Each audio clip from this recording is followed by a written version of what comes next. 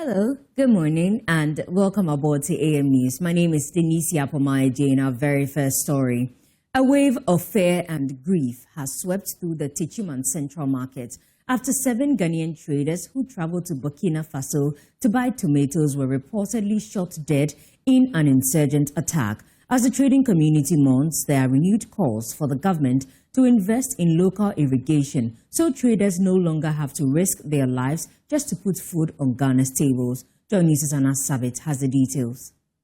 The atmosphere here in the Techiman Central Market is incredibly heavy.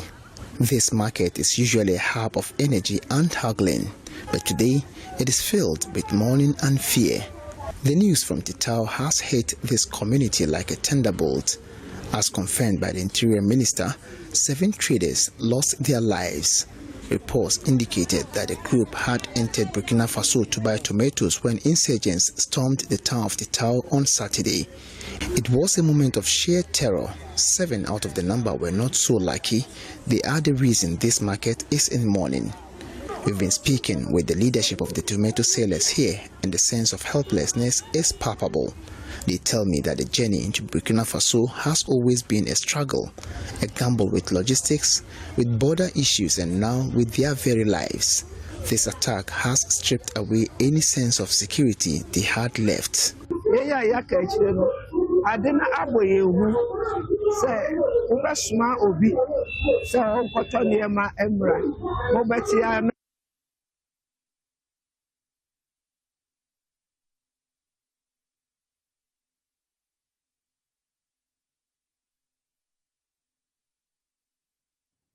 Now, as Ghana prepares to welcome the holy month of Ramadan, a strong appeal is being made for the season to be seen not merely as a religious ritual, but as a national moment of character renewal.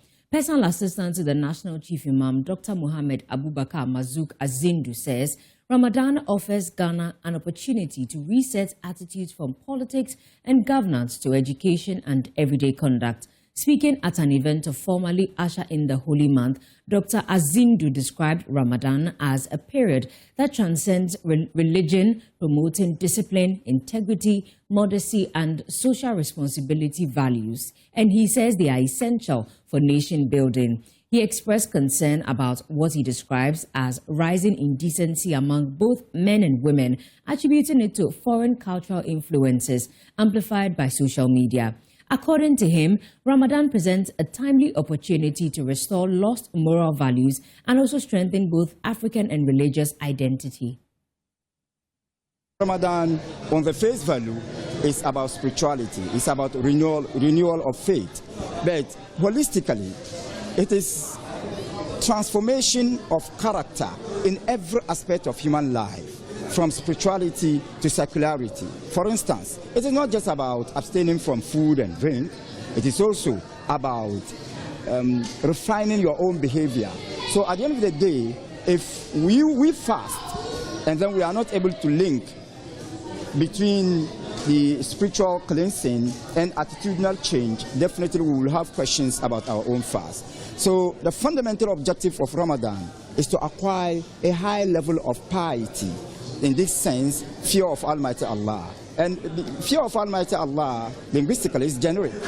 So many things constitute fear of Almighty Allah. And therefore, it is important for all of us to ensure that at the end of the fasting, we will not only acquire spiritual cleansing, we will also have a high level of behavioral refinery, so that we will tell the whole world that we have moved totally from negativity to positivity.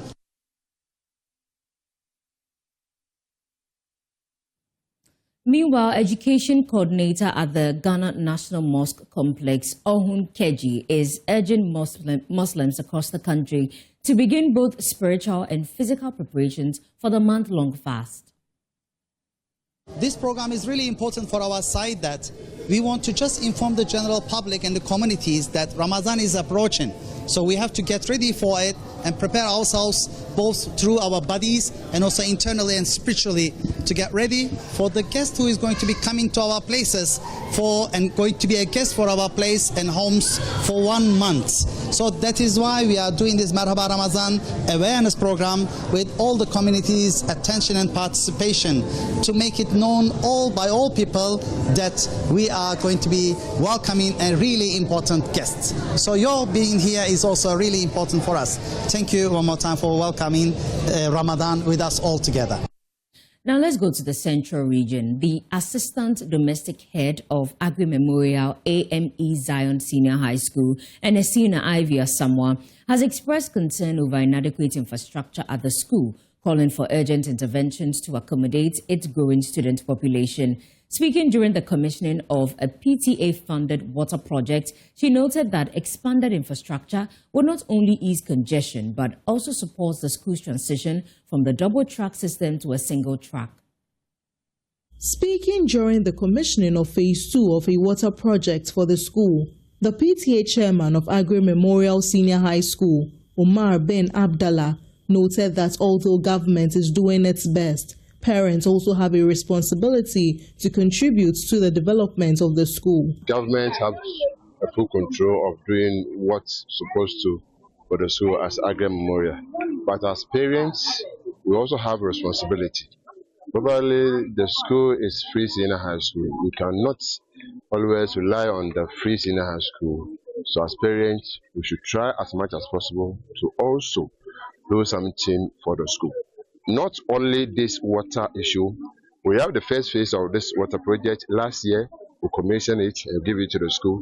This is a second water project, so also have finished handing over to the school. We have the third phase of this water project, and we are praying by the end of this year, we'll do that phase 3 of the water project. He indicated that the PTA will continue to provide additional support to help improve conditions for students and staff. So we are doing our possible best to know that Agri will have a better future. And we are praying that Agri to become the most, the best among the best of the secondary school in Ghana.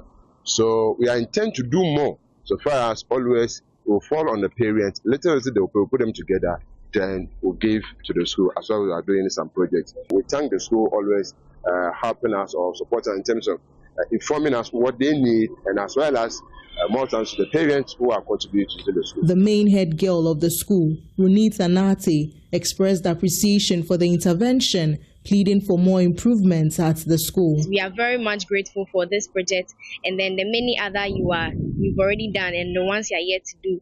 And then we pray that you keep doing them for us, because we need a serene environment to be able to learn. And all these ones are adding up to the things that will make us comfortable in the school. We are so much grateful and pray that may God bless you and continue to replenish all you are losing in order to give us this thing. The assistant domestic head, Ernestina Ivy Asamoah, also appealed for further infrastructure support to help accommodate the school's growing student population. We need more beds. And then again, we also need structures, dormitory, to accommodate our kids, because there are too many in the rooms, that if we should get structures to accommodate them, it will help, and that will ease them in their rooms and also help us to move from the transitional to the single track. From Cape Coast, Abigail Lissel Nkrumah reports for JoyNews. Also, the Chief Executive Officer of Rock Africa Limited, Francis Gavo, has emphasized that corporate social responsibility initiatives play a vital role in complementing government efforts to improve livelihoods and promote development, particularly in underserved communities. He made the remarks at the commissioning of a new 6-unit classroom block for the Gomwa Bensu DA Primary School, describing the project as a demonstration of the company's commitment to community development. He also called on other corporate organizations and philanthropists to support government by investing in similar developmental projects. For students and educators at the Gomwa Bensu DA Primary School in the Gomwa Central District of the Central Region, the newly constructed 6-unit classroom block, solar power system, and fully equipped computer lab are timely interventions by Rock Africa Limited to majorly boost teaching and learning at the school. Speaking during the commissioning ceremony, the facilitator of the projects, Francis Apiamo, explained the reason behind them.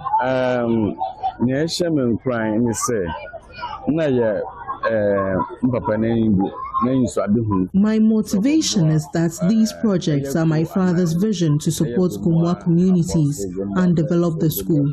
Although he died early, I intended to realize his vision, and that has remained in all my endeavors. When I met the CEO, I didn't chase personal gains, but rather thought of helping all these communities. Helping the communities is more important.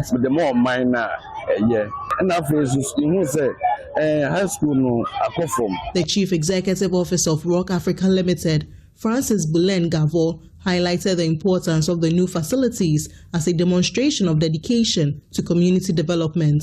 We feel that to have such an infrastructure for a community of 4 blocks basically transcend beyond just the one community. But then the single infrastructure that has been put in place will be able to harness the multitude of talent that we find within all the 4 towns that constitute from that perspective. And for us, it's our share of community support and our contributing quota to the total development of our dear nation Ghana. He also urged school authorities, students and community members to adopt a strong maintenance culture. We've gone one step further by supporting them with an annual funds that will be geared towards the maintenance of that. So we think by taking that step, they should be able to follow through and ensure that the infrastructure is maintained and used to the benefit of the students and everyone. The Odikro of Gomoy Kropon No. 2, Nanao Dumaman for the 4th, lauded Rock Africa Limited for the interventions. Mr. Gabo, your company, your able leadership, and all your staff, able staff who are here today, we are very grateful. We thank you. We know, as you promise, more will follow. From Gomwa Benson, Abigail Lissel and Nkrumah reports for JoyNews. Moving on to other stories, the concerned youth of the Eastern Corridor in Wa West District have dismissed claims that the proposed 24-hour economy market at Poyetanga was solely decided by MP Peter Lanche-Netobu. They say the decision was approved by the Wa West District Assembly, where the MP has no voting rights. The group also refuted allegations that development projects are skewed to the Eastern Corridor, insisting only 3 of 18 ongoing or completed 2025 projects are located there. The focus of the press conference hinged mainly on 2 issues: the proposed siting of the Technical and Vocational Education Training Institute and the 24-hour economy market at Ga and Poyentang respectively. Their beef, however, is to create an erroneous impression that the aforementioned projects were meant for certain communities but surreptitiously found their way to communities in the Eastern Corridor. To put matters in perspective, they disclosed that during the campaign tour of then NDC presidential candidate John Dramani Mahama in 2020 to unveil the NDC parliamentary candidate of the Wa West, Superintendent Retired Peter Lanche-Netobu, the chiefs and people of the enclave appealed to him to consider opening up a second cycle institution in the enclave should Ghanaians give him the nod. The Ga-Twalsna area, located within the central belt, was chosen, and the chiefs and people immediately offered a suitable piece of land for the project. The NDC failed in the 2020 elections but won it in 2024. Timbile Hafiz is the spokesperson for the concerned youth of the Eastern Corridor of Wa West District.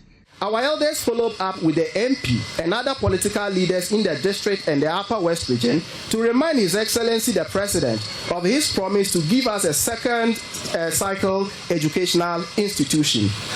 The sustained efforts and reminders yielded this positive outcome as the President fulfilled his pledge after 5 years of waiting by giving the Eastern Belt and the Wa West a TVET school. Would it be fair for anyone to suggest that the project should suddenly be relocated to another community? We say no. The request was for the Eastern Corridor, The land was made available in good faith. The promise is now being fulfilled. From Nyole to Tanena, up to Deire, to Dolingo, Kunchileire.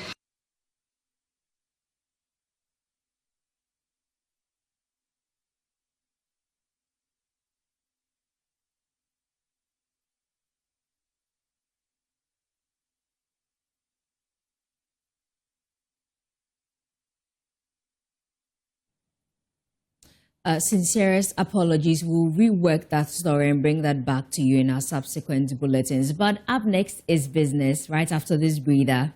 All right, welcome to the show. Now let's get into the papers, and let me welcome to the studio Awal Mohammed, member of the MPP's Communications Directorate. He's here. Dr. Bernard Tutubuane is lecturer in political marketing, University of Education, Winneba. Hobson Adoye is director of field operations, United Party, and Mohammed Bataglia is MP for Sisala East, and also board member for Tema Oil Refinery.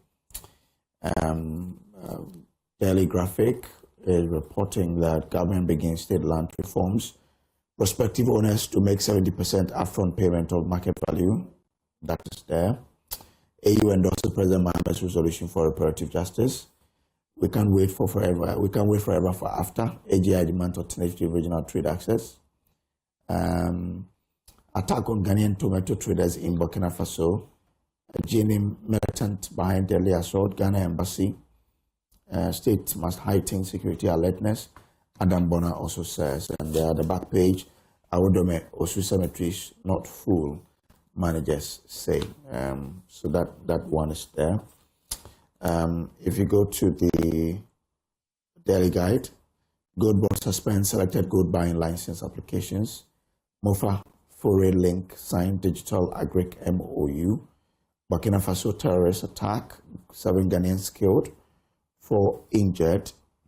DNA test underway to identify burnt bodies. That's in relation to what happened over the weekend. Ken would break away from MPP. Spokesperson court orders man to pay $200,000 for breach of marital promise. So that's also in the Daily Guide newspaper. Inside Ghana, poised for first female president, Mahama. No public lands to be allocated without prior approval by Lands Ministry, Amakufi-Boa says, and he is warning in sweeping reforms to safeguard state lands. Mahama, Chief of Staff, BOG Governor, to grace prestigious 2026 Kwahu Business Forum. State Housing Company declares war on land encroacher, says illegal occupants face demolition, and excavator ticketing not linked to illegal mining in Upper Dentra East. MC Anani Coleman clarifies. MPP eyes 2028 comeback as a fair market rallies TESCON behind Bawumia. Those are the stories on the inside of us here. ECG board EC board chair faces backlash over Pepene contract renewal bid. Details of that are on page 3. Gold board suspends selected gold buying license applications. GRA 2026 VAT reforms. Why the new system benefit consumers and businesses alike. So that is that. News Guide Africa.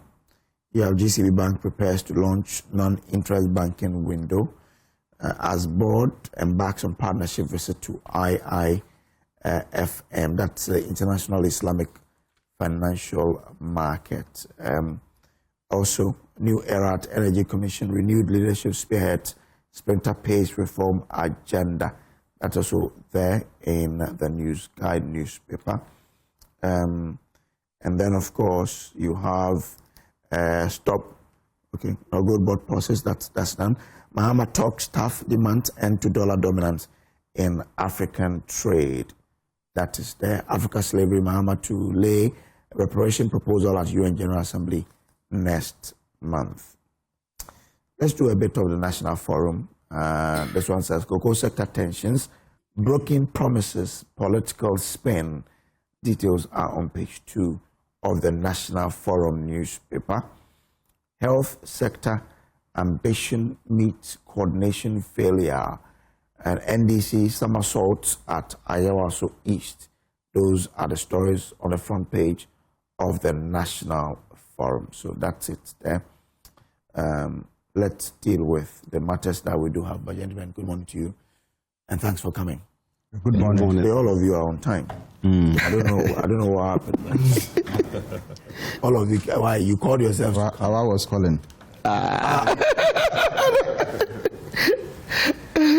Honorable, so I will called you to come. Honorable is always quite early. Hobson is also always quite early. It is myself that you want to really take a swipe. Say you want to say Awal has come early. Awal has come early. I'm told you are the one who's been calling. Now, let's deal with terror on Ghana's borders, our fears and the missing links. On what's happening at the Burkina Faso area, we understand that 7 Ghanaians have been killed, 4 injured so far. Honorable, you are from that area. What exactly must we do that we are not doing to safeguard Ghanaians especially? Well, let me start by saying a very good morning to you and your team, my strong panelists on the table here. Let me as well extend the morning greetings to my constituent, Sala East.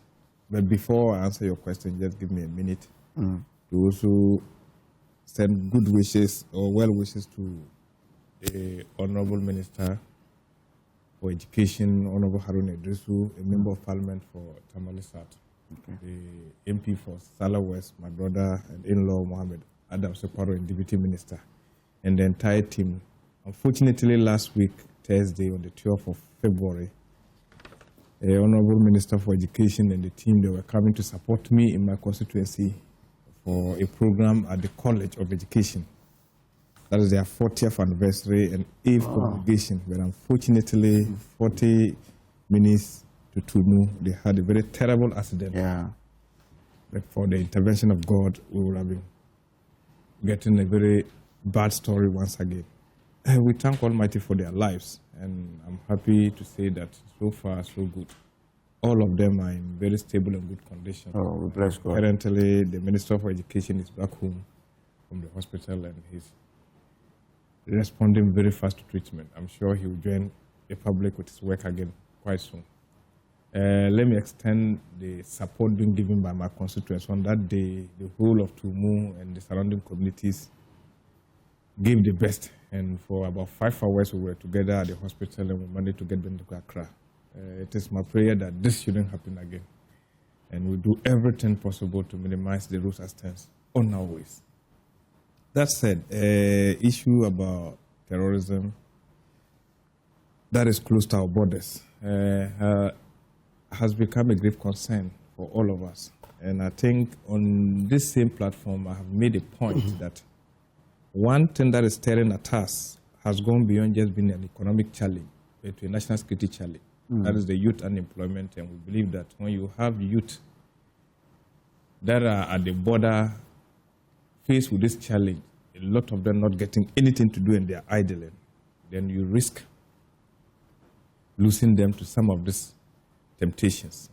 But one of the things we should begin to focus on seriously, I know, is the human security aspect. And that making sure that we tried as much as possible as a people to use the best opportunities or potential given to us by Almighty. I think that what transpired was as a result of traders going across the border through to Burkina Faso, close to the Mali border to get tomatoes. And once again, we have the arable land, we have the best of rains, yet we are lacking the best of food or vegetables. And as a result, we have people traveling across dangerous routes to make sure that they create survival for themselves. It is something that we have to, as a people, begin to look at very seriously, because a concept of irrigation, because if you look at the northern sector like this, we just have one seasonal period in terms of rains. And once that is gone, after 3-4 months, you have close to about 8 months to sit idle. And most of them will have to leave their communities to travel down to the southern part to either engage in non-existent jobs or even be at the forest for Galamsey West. What I can say for now is that... So I would like to come in, but let me bring in a former security consultant in Ghana, someone who really understands the security architecture of this country into this discussion. Professor Kwesi Aning as someone who's followed these issues for quite a long time. Prof, I'm grateful for joining us here. This is the umpteenth time we're going to be talking about this particular matter. But what do you think is the missing link in all of this that we should pay attention to? Well, I think, first and foremost, let me express my sympathies to those whose family members have lost their lives. But also, crucially, those who have family members and friends in that area or other parts of Burkina Faso that they can get in contact with. I mean, the sheer anguish must be devastating. I guess it's Dr. George Amo you have in your studio. No, I have Honorable Bataglia and Honorable Tutubuahene. Okay, Honorable Buahene, good morning. I think the missing link is that we simply are not using our resources well. We don't. I think the Honorable made this very good point about our citizens traveling all the way to Burkina Faso, probably 600 kilometers from the Ghana border, into what is terrorist territory the last 10 years or so. And that just tells us the desperation of people in making a livelihood. I don't have a problem with that. Yet another missing link is that yesterday I asked one of your producers to check if any institution in Ghana has issued a travel advisory for those trading in Burkina Faso, Mali, Niger, whether the Foreign Ministry, Ministry of Agri, Road Transport Union, Tomato Sellers Union. You know, when a state fails its people at their critical point of need, then words of sympathy almost don't mean anything. Because we all know that almost about 65 to 70% of Burkina Faso is almost under terrorist control, that the government is on the back foot, doing what it can, but it's tough. You know, so for our people to voluntarily travel to a war zone in search of livelihood, just tells a dramatic story. That as a people, apart from all the fantastic rhetoric, we are not doing well. And I think the Honorable in your studio made this point about agriculture. So there are lots of missing links. And I think we need to strip the emotion or the emotions from this conversation and ask ourselves what is really happening. Youth unemployment is massive. Look, a lot of practical, implementable suggestions have been made around what can be done for the youth. If one looks at where the town is, where the attack took place, and the general problem, they only do seasonal rachel farming from October, November to sometime around April. Okay, that is right up in the desert. In quite a number of our studies, we have suggested communal irrigation schemes for all year vegetable farming in the northern parts of Ghana. I was just in Navrongo and used Navrongo, Paga, and Mogatanga in that corridor. you see the most fantastic fresh vegetables that can compete or beat what we have in Accra or in the south, because Achampon built the tunnel irrigation dam that people are using to irrigate their farms. I drove through what ought to have been the Pualugu tomato factory that Akuma then didn't produce very much tomatoes. So there is something lacking. A nation that cannot feed itself cannot in the long term also protect itself. So this must be a wake-up call for a national conversation around what does insecurity mean to us? What are the components of insecurity? Honorable has spoken about youth unemployment. We've been talking about it since 2000 in terms of the demographics and how they pose no more a potential threat, but an actual threat. Okay, but it looks to me as if we just don't take it seriously until something dramatic happens. Probably this will be the conversation, this unfortunate incident in Burkina Faso. But I know that something just needs to happen, and we will take our eye on the ball again. It's unfortunate, but that is the kind of nation that we have become, unable to focus on our most critical challenges. And just, hopping from issue to issue. Most important. But who must bear the ultimate responsibility for our inability, for example, to put ourselves and our weather to good use, to produce enough so our people can feed ourselves? You say that a nation that cannot feed itself cannot protect itself. So who should bear that responsibility? Again, whose responsibility is it? Because if we're looking for someone to say, you need to advise Ghanaians about what they have to do when they're traveling to Burkina Faso, and you didn't do it, who bears that?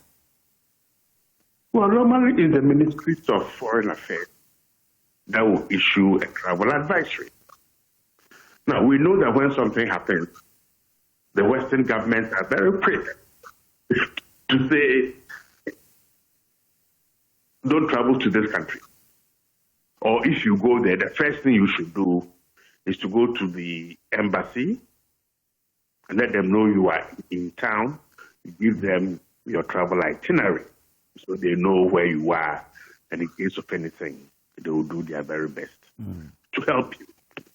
Okay, I have been in some sticky situations traveling around this continent, and the Ghana embassy has been fantastic in extending, the consular support and all that. So there should be consistent education about where people should be going, what they should be doing, and what they should know. The second failure is that we have this national security strategy document that has a 4-year threat and risk analysis. Okay? Since 2000, that document has not been touched again. As if the threats that we face and the risks that Ghanaians face are static and in stone.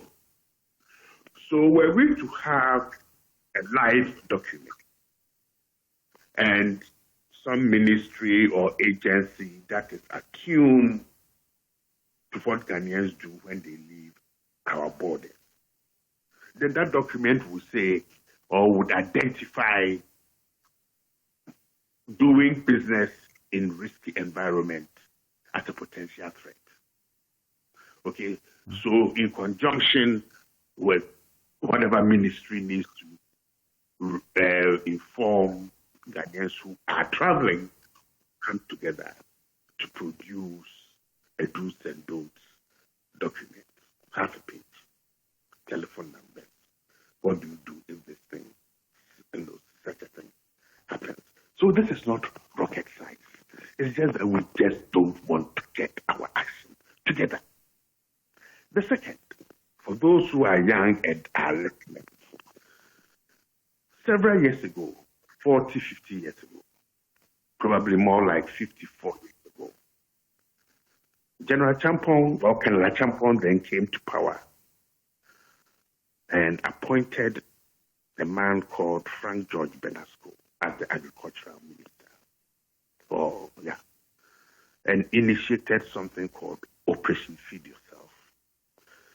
If you remember, there was this presidential candidate, Mr. Domestication.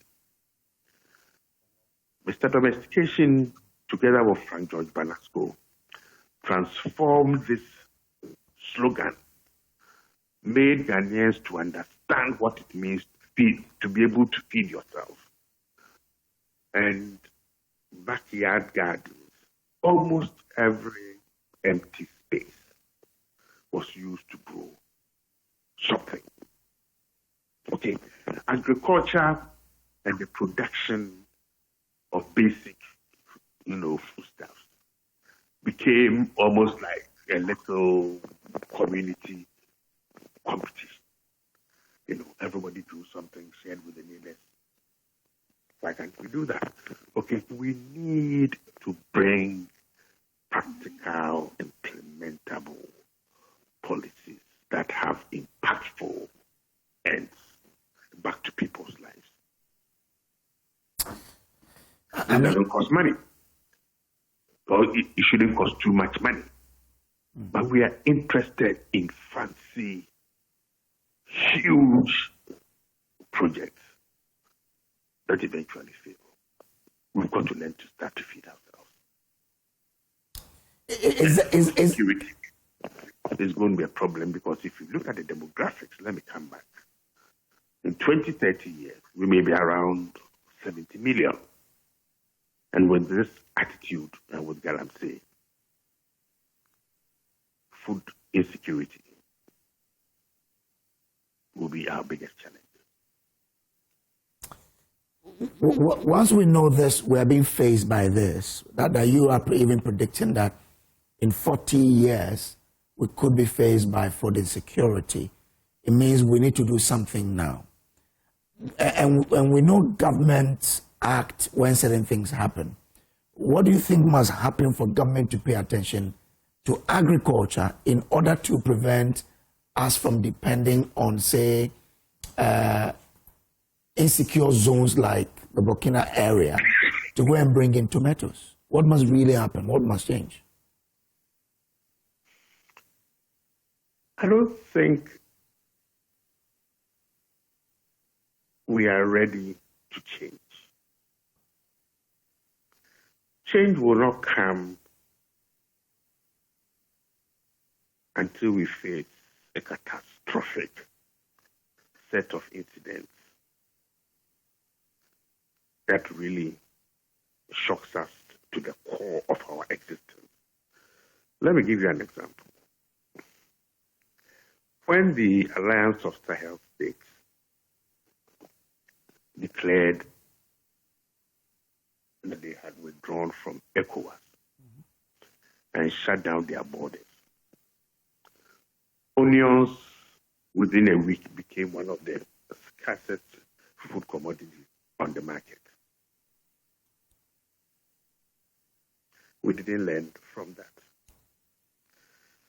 Unfortunately, it is not the deaths of these people that will lead to any change. Once more, I want to go back to the National Security Strategy document. Okay. We need bold enough and daring enough to pull that document out and to say, look, 6 years ago, we designed this document. We identified multiple tiers of what poses threats to us. Can we extrapolate and say at 33 million Ghanaians, what percentage of our daily needs in terms of food do we produce in Ghana? What are the interventions that we are making to increase this, production? and see how our food production, if it remains at the same level with our population growing, can meet our needs. I have several friends who have lands and they want to farm. You can't get labor. Yeah. So quite a number of the labor that we have on our farm come from our neighboring countries. So there's a national psyche that says farming is not an honorable thing. So once a year we do Farmers Day, a lot of noise. A house is given to the best farmer. But what about the small farmers who need an extension officer to visit? What about the small farmer who need somebody to come and provide knowledge about some diseases? Feed. Okay, so we have a booming population. We have growing demand, but we are not doing what it takes to bring about the necessary transformation. So there's always this gap. And before those who are listening say, there goes that crazy man. He's sitting in his armchair, which I am, with my nice smelling coffee, but he doesn't know what he's talking about. I am a big cattle rancher. Okay, in the last 20 years, I haven't had an agric extension officer come to my ranch before. So I've had to, my farm manager, Ibrahim, has had to learn as to how to identify the diseases of the cattle, what medications they need, what injections they need, and all that kind of thing. Okay? So the farm grows, but is growing without the sophisticated technical support and knowledge that the state must provide. Okay. And I think lots of small-scale, middle-scale farmers are facing the same challenge. So national security must take that document and then say, look, what are the threats that Ghana is facing today, in 5 years, in 10 years, in 15 years? But this is a flexible document, so the threats will continue to change. One threat that is constant, if we don't change, will be the food insecurity one, because the population will grow. Okay, so food insecurity, demographics must continue to remain tier one, but revising it consistently to see whether we are making an improvement in our food production, storage, distribution, pricing, all those things. But as we speak this morning, I doubt if there are any plans to begin that process. I'm grateful to you, Professor Kwesi Aning, for joining us here this morning. It's always a pleasure. He is a security expert there you had us speak to. Honorable, I was with you. Now, if you listen to him closely, he makes mention of it. And then I'll come to Hobson, because Hobson is also amongst us, the guy with the security background here. He talks about the National Security Strategy document that was developed, but we're not following. And he warns that food insecurity could be our pain, could be a problem in the next 30, 40 years. So being in Parliament and hearing that there is something called National Security Strategy document, and the fact that we are faced with that threat from the north, what do you think we have to do, especially from you parliamentarians? Yeah, well, I think Professor Nim has put the issues in perspective, clearly stating the missing link that we are all suffering from. And I think that what he stated is the obvious. That you and me, on countless occasions, have always said that this is a country that we have all the beautiful laws and beautiful policies. Implementation has always become the issue. And I have made that point that God has blessed us with all that we need to be comfortable. But unfortunately, pardon my language this morning, what is supposed to help us manage is to become better people who enjoy our lives in our little country is the attitude that we are missing. Largely, he spoke about youth unemployment issues. He spoke about even a document to be able to promptly alert people who are traveling towards that. You just asked a mother, a father that will leave our country traveling 600 kilometers. That's 105 kilometers after Ouagadougou. That's close to Mali border to bring tomatoes. In a country that when it rains, our houses are flooded. Yeah. When it rains, our houses are flooded. It gets to a point we have to spill water at Akusumo because there's too much water. In 3 months' time, we have to turn off the turbine because we don't have water to power the turbines again. You get what it means? That's who we are. And I do agree because it's a wake-up call because it's not far from us because it appears that we are seen it to be far from us. And clearly it is being indicated. The global terrorism index indicated that Burkina Faso as of last year is the most hit in terms of terrorism attack. It's just here. And West African Network for Peace Building, the one that also indicated in West Africa alone, over 2,197 attacks related to terrorism. And I think Professor Aning says, what, 70% or so under control of terrorists? Exactly, yeah, that's in Burkina Faso. That's huge. Yeah, but you can see that. That's huge. That's what is happening. And one thing we are looking at, even though at the northern sector, when you go, you've seen the military installations being taking place, simulations are being done to be able to counter terrorism. You see it, but you cannot also deny the fact that we have very porous borders. And what we see closely, that's what I started by saying that what is supposed to be our potential, if we are not careful, becomes our threat. Because at the point when I travel back home and I see the young people, I have a feeling that this country must rise up. If it's about Greek, I don't see the reason why we should go hungry as a people. I don't see the reason why. Compared to Burkina Faso, there's no reason. So I think that yes, time has come. And he pointed a very important reason that it is once again an event that has wakened us to talk for about a week. After a week, something comes. He said it. That's true. All that he pointed clearly just is a reflection of who we are. A nation of talkers who will react to something and then we go back to sleep. And we believe that everything we are, God is always in control. Parliament has a big role to help us in this. Parliament, including you and everybody. Yes. You see, sometimes when we begin to separate leadership from the followers, it creates a problem. We're not separating. Good. But we're only saying that if you, parliamentarians should raise a question on the House and call on the Agri Minister, for example. Why aren't we doing, maybe, for example, what is our plan for the Palugu Dam? So that a lot more farmers can cultivate their land. Sure. Or what are we doing? What's the plan for Ghana to be food secure in the next 30 years? The minister will come there and lay out a plan. Of course. If we don't call on him, he's there. There are thousands of questions being asked.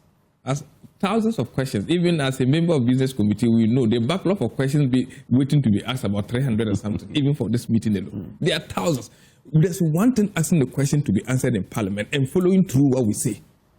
The point is not about asking the question. We can easily ask the questions. Issues about Palugu before, at a point it became political, where even they talk about mismanagement of money. We all saw that. But what point will we stop all this and look at the country first as a people? That's the most important thing. That's the most important. At what point can we all stop this and realize, no, this time the country Ghana means everything to all of us. Let's make sure that we take the basic steps to get things done rightly. That's it. We will make effort because, like, I've always said that if you really extend the argument to Africa, we cannot be sitting in close to 60%, 65% uncultivated arable land in Africa, yet we seem to be the poorest. When now the new norm is that people are saying that wealth creation will come from the agricultural sector. Green gold. Good. So how can that be? How do we think that every morning we'll have a cargo flights coming into Ghana with tomatoes for us to eat in this country? How is that possible? But I've seen that government has also brought in a measure where we are looking at Feed Ghana project, where we think that we should do the basic test to make sure that at least that issue of food insecurity is nipped in the bud. For a country that has arable lands that we do, and we say feed Ghana. Does it take us that long to ensure that we are implementing the basic things that will give us that food self-sufficiency we are looking for? It basically has to even do with national orientation. That's what he said. Those days you and me when we were in school, if you've done something bad and they want to say you will be a farmer. Farming in itself is used as a punishment for somebody who doesn't want to, who is not serious in school. Today, farming is seen as the most lucrative thing that we can sustain, that can actually sustain the economic background of our country. Are you getting it? So, what is the orientation being given out? How are we seeing farming? He talks about extension service officers. You have your farm, you cannot even allocate them. We all know. He mentioned issues about Farmers' Day awards and all that. We've all seen the mockery of it. So, the farmer, who is the farmer? Is the farmer a specialized person who is an unpaid person that goes into tilting the land? No. Farming is a whole business that we should begin to look at. Value addition is something that we should focus on. And I think that we can create the world that we desire using agriculture. So to me, I still want to emphasize that it is one, the orientation. Number two, embracing what we think will actually transform us as a people. We need to be first comfortable because we've been trained as a people, even sitting down in Ghana here, we think that eating some other food that are Western, has Western connotation, that are much more better than the food that you prepare, you have here. If you have that kind of mentality, who will you be? How did this happen in this country and we think that eating some particular foods are the best way of living? Shows that, quote and unquote, you are the elite person, somebody who is living good. Those days, today, mushroom used to be something. Those days, mushroom used to be something we just go out and pick. Today, people are paying more. People who are wealthy are paying more to eat mushrooms. All right. Let's see how that goes. Let me bring in Hobson Adoya here. Hobson, I mean, in terms of security, there are fears that what's happening in Burkina Faso can spill over into Ghana. Honorable mentioned the fact that you see security installations coming up in the north. There are simulations happening. But if you hear what has happened to our citizens, because this happened in the Burkina Faso area, not in the Ghana end, what else must we do to ensure that we are safeguarding our citizens, especially those who are up on the border and those who travel to Burkina Faso? Thank you very much. Good morning to all. Let me take this opportunity to thank my people in Achavi. Yesterday, I was there, and then we had a sword cutting for Achavi Senior High Technical School. Oh, they are going to build a senior high school there? Oh, yeah, we have it. It's about 35 years old. Oh, it's there? Yeah, so the it's sword there. cutting was for what? For a dining hall and then the kitchen. They need a bigger dining hall and the kitchen. And then same thing happened in Chiame, where Afenyomakins come from. Okay. And then the road from Abo to Achavi proper to were inspected. Work will start very soon. Hey. Yeah. So, I know you know what's happening. Oh, yeah. Okay. Because I take development of my area very serious. Okay. I go to Kwame Agoja, disturb him all the time. So they know. Special greetings to His Excellency Dan Abu Dhabi. You know, the whole Aumafia or the Agno State. He is the stool father. Okay. And he comes from Achavi. Okay. So, just to say hello to them. Yeah, back to the question. You know, this issue was not a targeted incident. Okay. They were not targeted that, oh, this time we are going to meet these Ghanaians and then discipline them, kill them, or something like that. It was something that happened, and they happened to be there. You know, in West African countries, I would say Ghana is the only country now that has not had any jihadist attack. Almost all the countries within the West Africa is experiencing some of these attacks and the rest. So first and foremost, we'll just applaud our security agencies, especially the national security from President Akufo-Addo's. I mean, previous government had done it, but I saw under Akufo-Addo what Kandapa and the team did, which is commendable, and we need to built upon it. Prof mentioned the National Security Strategic document.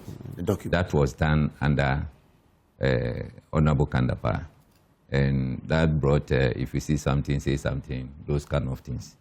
And I know that our borders up north is secured. Supposing they try to come in, I am very sure that they could have been stopped. They cannot come in from what we are having at the moment. So we just appeal to our security coordinator, Mr.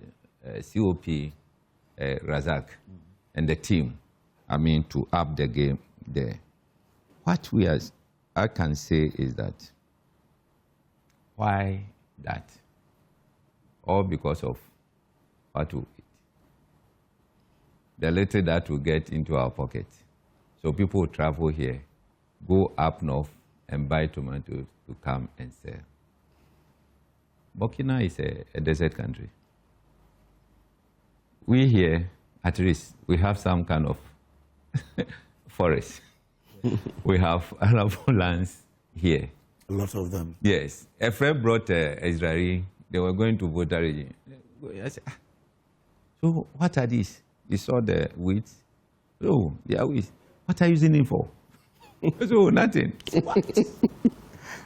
But I've been to Israel before. Desert.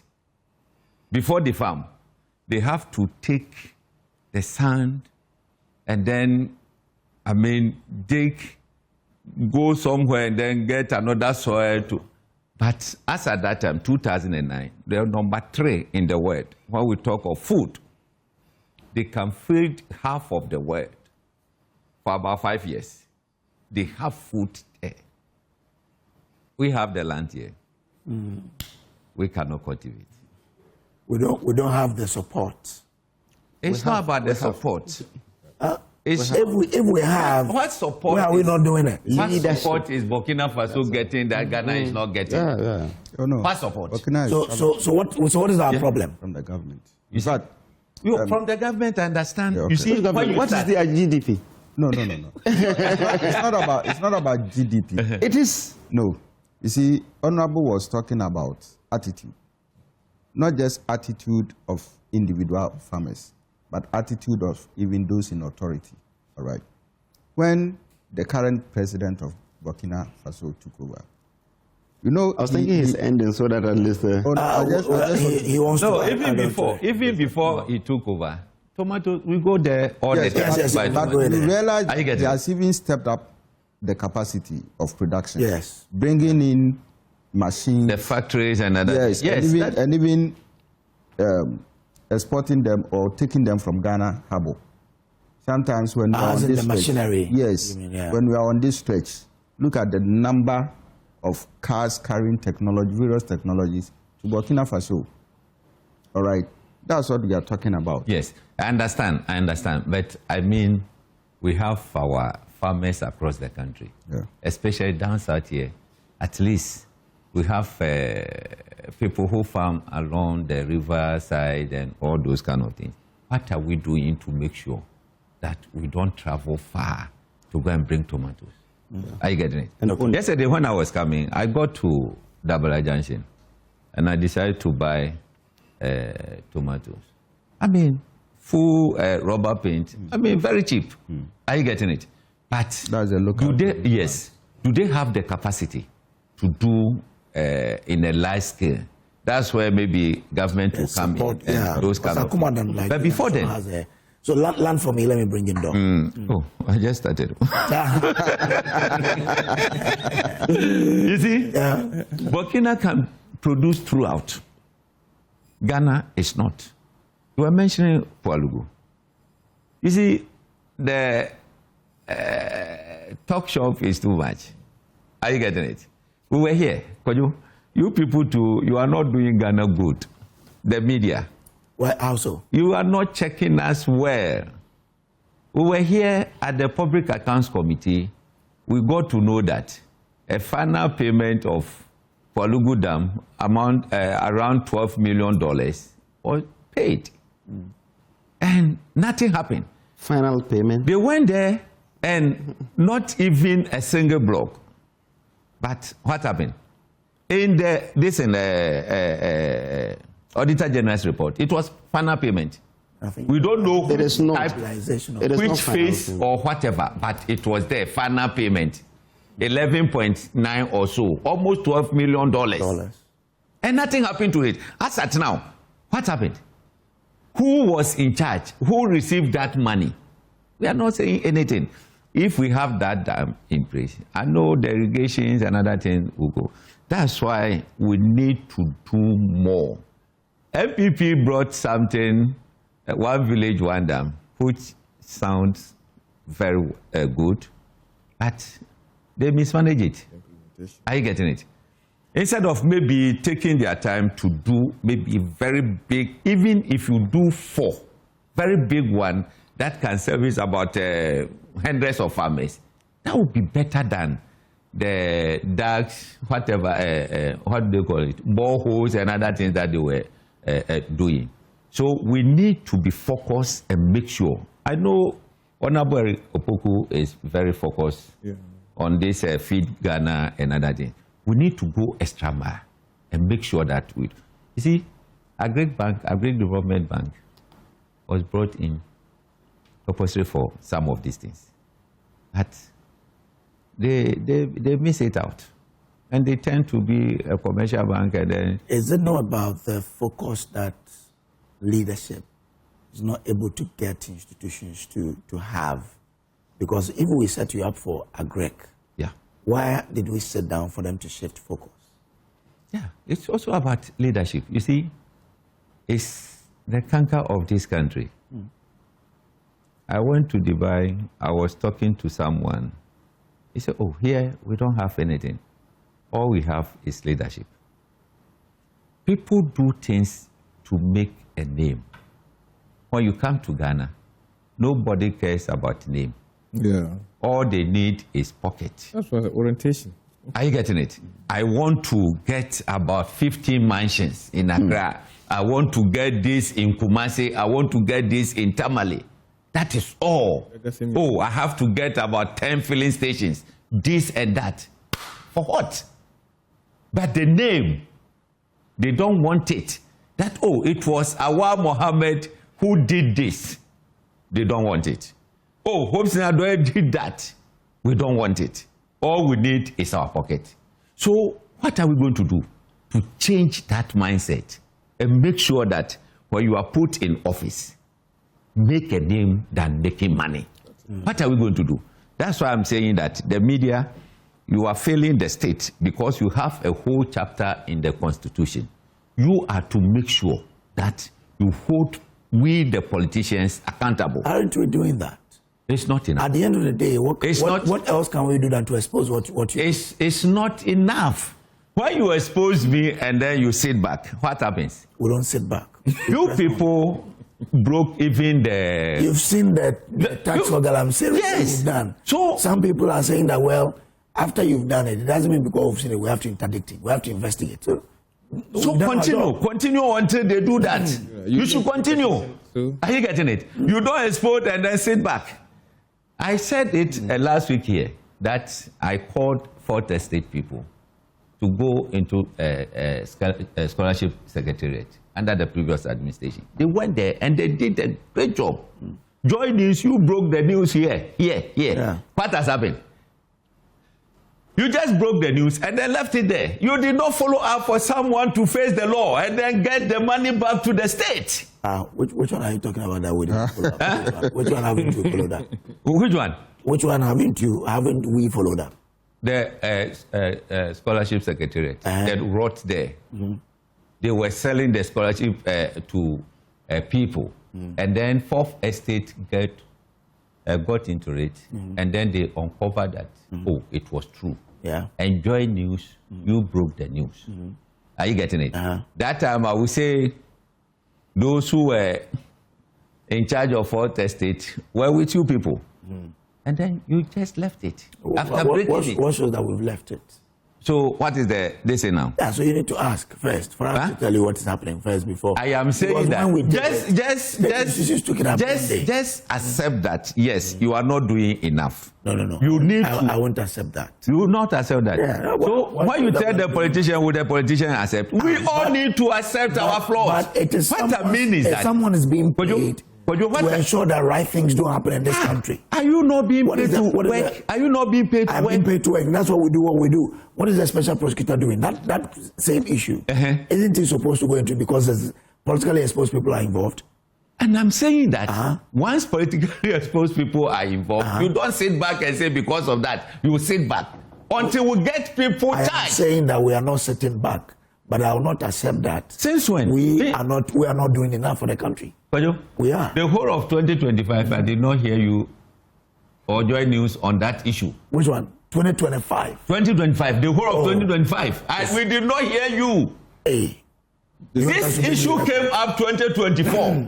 You broke it to the people of Ghana 2024. And the whole of 2025, I did not hear you. Well, I am saying that. This is not about us. I am saying, not about JoyNews. I am saying that the entire media I'm saying in Ghana. That's what I'm saying. Yes. It's not. We shouldn't make this. So is it chapter 21 or so of the 1992? Maybe. Yeah. So you can refer me to. You see, once you have been dedicated this whole chapter, we are saying that some of these things you need to help.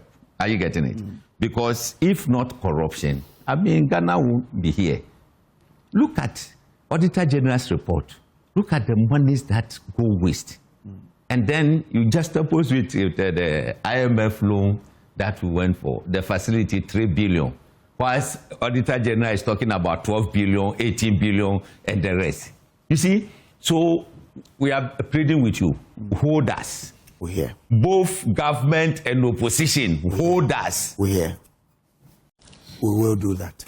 Prof, let me bring you into the discussion and pick your thought on where he ended. I mean, if we know that we have, say, the National Security Strategy document, we're doing nothing about it. We know we are a country that has potential in agric, yet we are not utilizing it. What really must happen for things to change? Good morning to us all once again, and good morning to our viewers. Good morning to my people at University of Education, Winneba, my colleague, lecturers, and UTAG members. Could you see, Ghana is a country branded as the blast house of Africa. But for me, I think that the black is so dim that it is not shining, to lead the rest of Africa as it is. I think that we are too quick to bring out an innovation, but the maintenance and sustainability of it is always a problem. You see, with this issue that Professor Aning talked about the national security documents and all that, I don't think that there's any document or any initiative in Ghana that we need as a people, that we don't have the right document, for it. But the problem, as Honorable said, it's not about putting pen to paper or ink to paper, but it has to do with implementation and how we are committed to that implementation. I mean, Hobson was talking about Ghana being blessed with so many resources. No two ways about it. We have it. We have it. Everything that we need as a country to, take the lead, to let, I don't know whether to still call it Black Stars or Shining Star of Africa, right? But I feel that we are too comfortable with the things that we have, all of us? All of us. I mean, too comfortable. The average Ghanaian is too comfortable. Too comfortable. We don't actually have the desire, to go beyond cloud 9. All right. The moment an average Ghanaian gets a job after school, get a good car, gets 1 or 2 mansions, marries a beautiful wife, start making a family, I am okay, I've arrived. I've arrived, that is all. And I think that kind of attitude or culture has eaten deep, even into our governance. You see, let me put out these statistics. Our demand, or the market demand for tomatoes, 800,000 metric tons a year. A country where we have the soil conditions to produce tomatoes and onions, we are not producing. A country that lacks, the right conditions to produce tomatoes is actually taking care of the gap in our demand.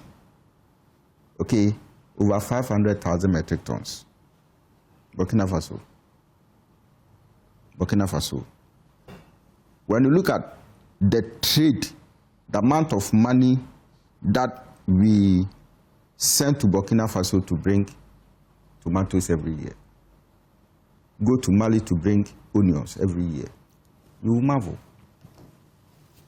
Can't we do anything possible to make sure that, in spite of the regional trade, issues, we can reduce these volumes and this amount of money drastically? I was just searching as to whether Ghana has the right conditions for tomatoes and onion production in Ghana. And I'm surprised to note that, look, go to the northern region, the upper east region, and there are a lot of, resources there that we can channel into tomatoes production that we are not doing. I hear of, is it the Bulgar red? Okay. Still not meeting capacity. Tono, via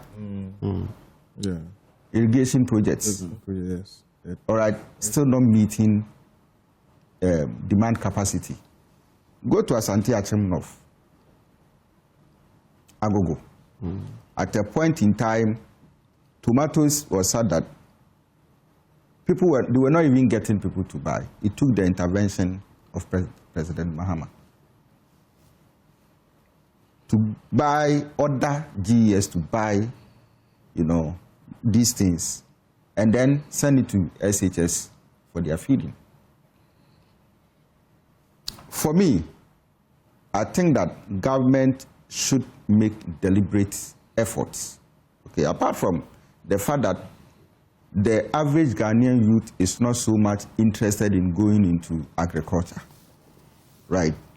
I feel that the very few people who are in should be supported. And we should build that capacity, to be able to produce here in Ghana, save money, save our resources, retain money for other things to be done.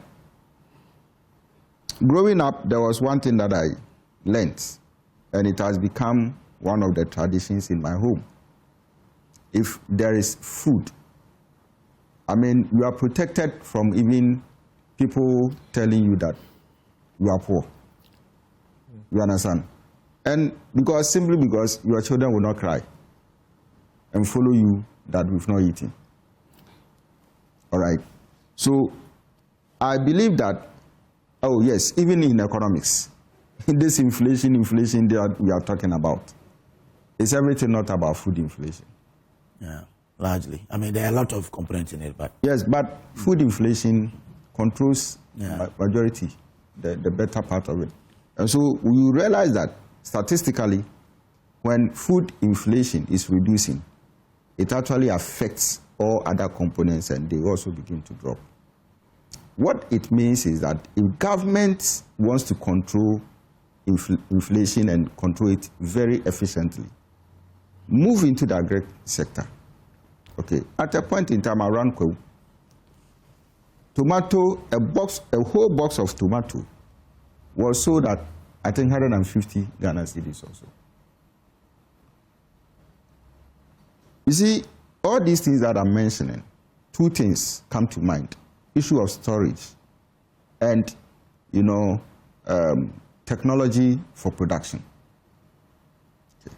So if you can invest in storage, if you can invest in technology for production, I'm not just talking about the mechanization of agriculture and tomato production and all that. I'm equally talking about breeds. Okay. So improve the varieties of the crop. You know, that we can bring. Where, I mean, when you go to the markets, the burger tomatoes, the Asante Achim, and then the Kwewu tomatoes, okay, the Akumadan types, the market women will tell you that the one from Burkina Faso would last. It has a larger shelf, you know, life. A longer shelf. Exactly, done. Okay. The tomato, the Ghanaians. Why? It is just because of the differences in variety. Okay. We have CSIR in Ghana. Okay. They landed. Why would they sit idle? Okay. Even though there has been some attempts, you know, to get CSIR to work, I believe that given the right conditions, the right resources, the right, you know, directives and all that, they will sit up and work. All right. And you see, we will not just produce. I hear that there is one variety developed by CSIR, which they refer to as the tomato queen. Okay, and it can withstand heat and prolong the shelf life. What has happened to it? Have we been able to commercialize it? I was asking myself. Oh, we've done it. What about commercializing it? How have we been able to commercialize it? Okay. So these are some of the things that we need to. I used to buy our land. I used to buy tomatoes from University of Ghana, you know, the agri department. And they call that breed the Logan tomato. It can be on shelf for more than 2 weeks. Okay. All right. Thank you very much. Yes, I think what is really the ruling elites. Ruling elite? Yes, have really failed this country, especially in this. I'm not talking about NDC, MPP, all. Because you see, if you check the countries that were importing onion, Niger, they don't even have water to drink. Burkina, they don't have water to drink. But we are importing from them. See, the tomatoes can thrive in any condition, anywhere in this country. I remember at a point in time, the people of Kumawu didn't have water to even drink. But they produce large tomatoes because we use the rain-fed agriculture to really produce all these things. After that, what happens? That's the question. Because you see, one of the reasons we brought in the one village, one dam has to do with the fact that we want to do it year-round. Because they still produce. We still produce the onions, tomatoes, and so on. The ones that the Burkina Faso produce, when you go to the Navrongo area, they produce same. But unfortunately, it will get to a time they cannot produce because they need to irrigate before they will be able to produce. And that's the problem. Yesterday, I listened to one of the traders on Adom FM last night. And she was saying that initially they were even buying it from Bolga and Paga and the other areas. Now they cannot buy from them. They have to go deeper. Honorable has even mentioned the kilometers that you enter into that country. Not necessarily you are even buying it from the border town. You will have to go after the capital before you can even go and buy from there. So you see, that is why I'm saying that the ruling elites have really failed the people of this country, especially in the agric ministry. Because we're supposed to do all these things to really cushion our people. I think if we are to even ban importation of tomatoes, we should be able to feed ourselves with tomatoes. But how do we do that? Unfortunately, we only rely on rain-fed agric. And that's the problem. That's why I said that. We started with a one village, one dam. And the impact was great. He will tell you, because I'm sure devoid of politics.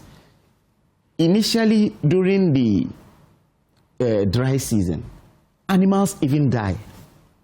But one village, one dam was helping them to even get water to drink. Yes, we started as some small earth dam, which is supposed to be a bigger one than what we did. I admit. But at least if we had continued with that and make it a bit bigger than what it is today, at least they will be able to really farm with it. When you go to Garu area, they also do vegetables. They produce vegetables and so on. But when the rain season is off, they will not be able to do that.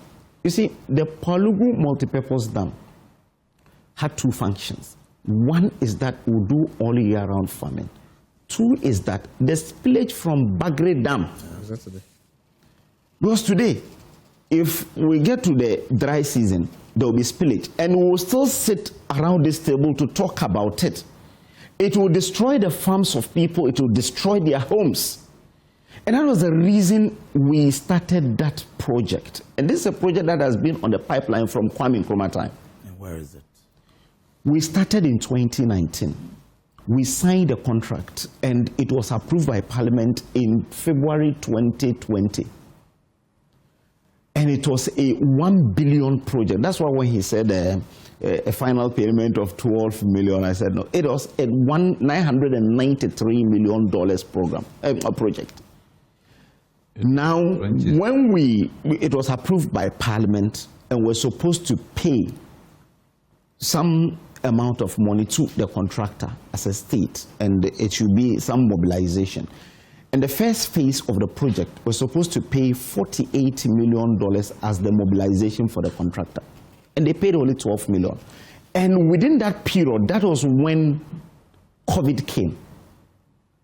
And that was what stalled the project, because the China Power, I've forgotten the name of the company, was supposed to also get funding from outside.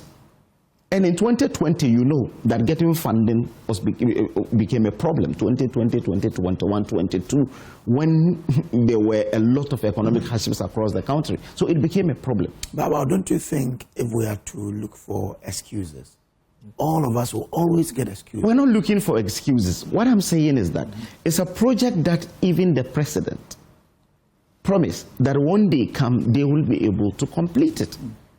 Quite recently, some chiefs from the north came to the president, and they were still saying the same thing, that complete the project, even if it's the first phase of the project. Now what we are learning is that the agric minister has terminated that contract. Okay. And they are saying that they are now looking for an investor to do the investment. So we'll still come back to speak about the spillage, because Burkina will still do the spillage, and it will destroy our farms in the upper east and northeast regions. And that's a problem. In the NDC manifesto, they promise what they call the Yeridua. It's in their manifesto. Interestingly, it was launched last year. What has happened to it? And they targeted only tomato and onion. But how do you launch something when you know that what they need is these small F dams? There's some. You understand? Just construct the dams. After constructing the dams, then they will be able to use it to do all year-round farming. On that concept, on that concept, I think that they are providing these irrigation sites. I think in my constituency, we are almost getting about 12 of that. Okay. So it's in the same format. Yeah, but the irrigation side, what is happening now? No, there is a construction. They are constructing those. So they are constructing 12 in your area. Yeah, we have about. So just like the one village, one dam, but it's a different. It's a scope. different one. Yes. Those one through borehole and solar powered systems. That's what they are doing. That's the borehole. That's the borehole system. That's the borehole system they are doing. Not opening up. Yeah, because if you are able to implement it, when you read, to be very honest, when you read the manifesto and you read what they have, because you see, they promised, you know that indeed will be self-sufficient. If it's a small dam, it's not well done. You know, because of the temperatures of our area, by March it will dry off. Yes. Yes. Like the idea of one blade, one dam is good, but it's the implementation. We all agree to that. We all agree. It's the implementation. Like if they had spent that amount of money to do a couple of them, not everyone, because if we were targeting about 500 plus, that was audacious. It's a good idea, but you see, sometimes you just do it, but it won't serve that purpose. That's where we are just going around, moving with that progress. That's what we are doing. Otherwise, the idea is good. Because I also believe that if this irrigation system can do the pump systems, it will also help. Okay. So I think the Agric Ministry will have to set up for them to say security to give them escort. The security cannot escort them inside Burkina Faso to that area. They happen to be at the wrong place. But before we start our own large-scale production to meet our demand, can't we rely on the security? Obviously, you've been in the security sector before. Can't we rely on the security to give the farmers? It is not possible. It is not possible. You will have to travel through in road through the town. You can't go with your security like that. That's why when Nobson was making his submission, he said they didn't cross into Ghana. If they had crossed into Ghana, our security would have clamped them down. You remember some time ago, they arrested over 40 military people just about last year or so, a few months ago. I'm not casting short. You know, why I'm saying it's realism, because this in December, because they have constant patrols of military, like from Po around the Tumu, we have rural area. And unfortunately, their military came into Ghana. Yes, that your constituency, yes. And they arrested them. They arrested them. And even last weekend, they arrested several. If you see the ammunition they are carrying in the gas, so when we arrested, we quote unquote believe that those were later it came from their that they are really military. So they did the race and allowed them to go. And interestingly, their number, they were over 40, but our security were able to arrest all of them with all the ammunitions and so on. So for them to enter Ghana, it will be difficult because we have secured our borders. But unfortunately, if they are still to go inside and do, the best thing is for us to irrigate and get our people to produce. Our focus that's all. On producing food. On production. That's all. Right. But just to add, I don't know, you are there. Do you have these cameras around there? Do you have a lot of... On the borders? You don't have? No, we don't. Then I think the national security should look at it. So that install cameras on the borders. Yeah, like the one you see in town. Yes. Around that, you see, it's very important. No, the problem is that, you see, it's a wide environment where just listen. There is a border post where you can have the camera. But in the bush, how do you have a camera? Those who were arrested, the 40 of them were arrested. Were arrested in the bush, in the farm. You see, this is a national security strategy. Maybe we have a bush way to that point. We can... make sure we get a camera inside there. This time we have solar and all those kind of things. Once we have it there, and then the control room is monitoring. I can tell you those on the ground, always they will have the information that, look, check here or there. So his point is about securing the borders of, but that is skilled. I get it. Okay. But he's only adding on that. Yes. So you can go further to use technology to do it. But even apart from the cameras, once or twice in a day, if you fly drones, all right, you could capture and get some information to help you. Okay.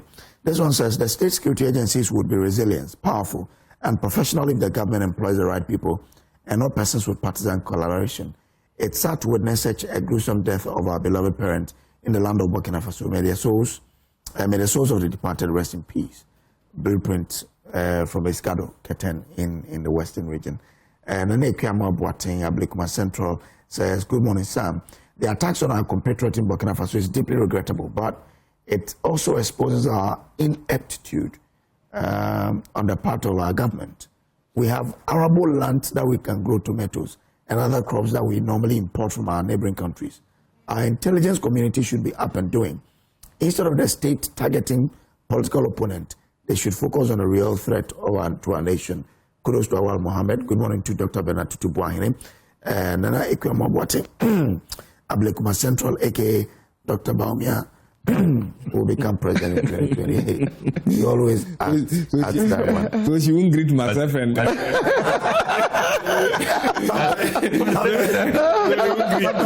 he even goes hard on. No, as for Hobson, he will not even greet Hobson. Let's go into a very important topic here.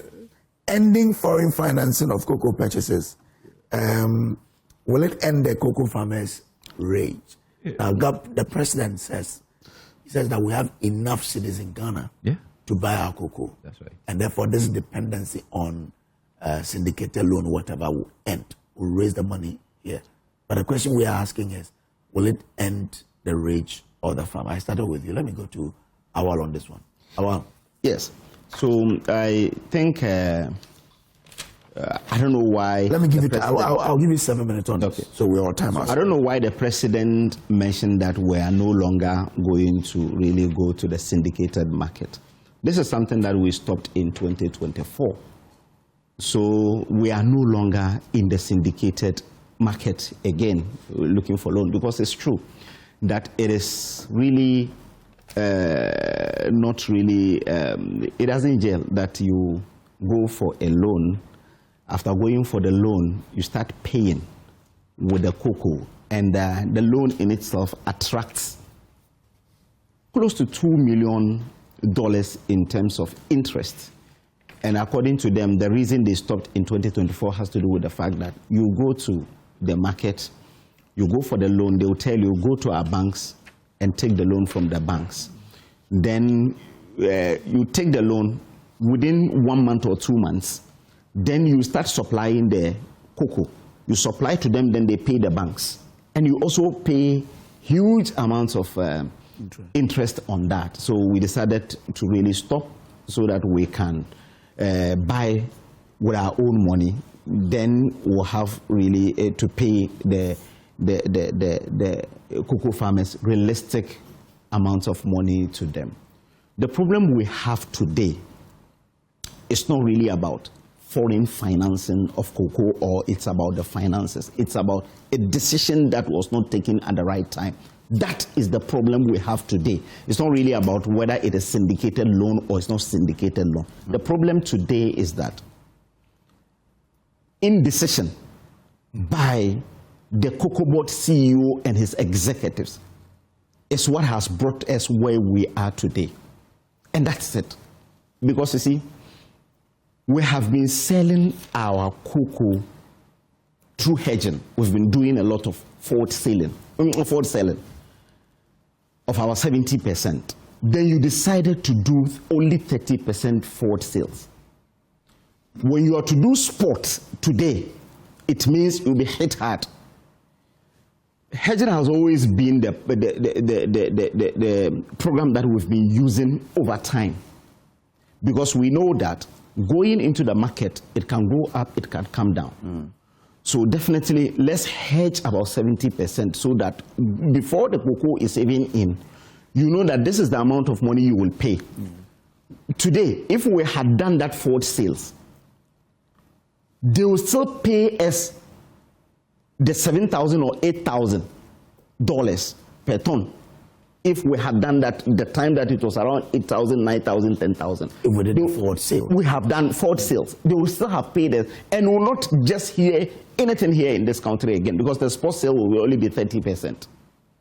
But now, what we have done, we are impoverishing the cocoa farmer. The cocoa farmer has never gotten up to 80% or even 70%. We all promise that when we come, we'll give 70% FOB to them. But unfortunately, at a point in time, they even get 40% or 50%. But whatever be the case, from time immemorial, it has never happened that it is the cocoa farmer who will take the cut. No, it is supposed to be the government. and not a cocoa farmer. We are told that we have a robust economy today with brighter economic fundamentals. You cannot bail out the cocoa farmer. That is why we're telling you that the economy that we're told that is moving on the right direction, it's in the books and not really on the system, on the grounds. Because you see, this is just the light crop, the light season, not the major season. So the amount of cocoa you will buy today will not be more than 500,000 tons. The ones that's left, you've bought the larger amount already. So just within this period, between this time and March, you cannot really bail out the cocoa farmer. And this is the livelihoods of over 1 million people direct. Cocoa farmers are estimated to be 1 million people across the country. If you're giving them 2 dependents, or only 2 dependents, you're talking about the livelihoods of 4 million, 5 million people. Yesterday, I watched one of the students from University of Education, Winneba. He said some of their colleagues are out of school because their parents couldn't pay their fees. They sent their cocoa in November to be paid, and it has not been paid. So it is really about payment. Again, it's about the amount of money. They haven't been paid since November. The cocoa farmer didn't even enjoy Christmas. The gimmick I heard was that just last night that executives of Cocoa Board have taken 20% cuts. Are you sending that cut to the cocoa farmer, or you are just keeping it at Cocoa Board? That's the question. Are you doing that? The government is supposed to find money and pay, just like Cote d'Ivoire is doing right now. Cote d'Ivoire is doing 3,600 per bag. That is what they are doing today.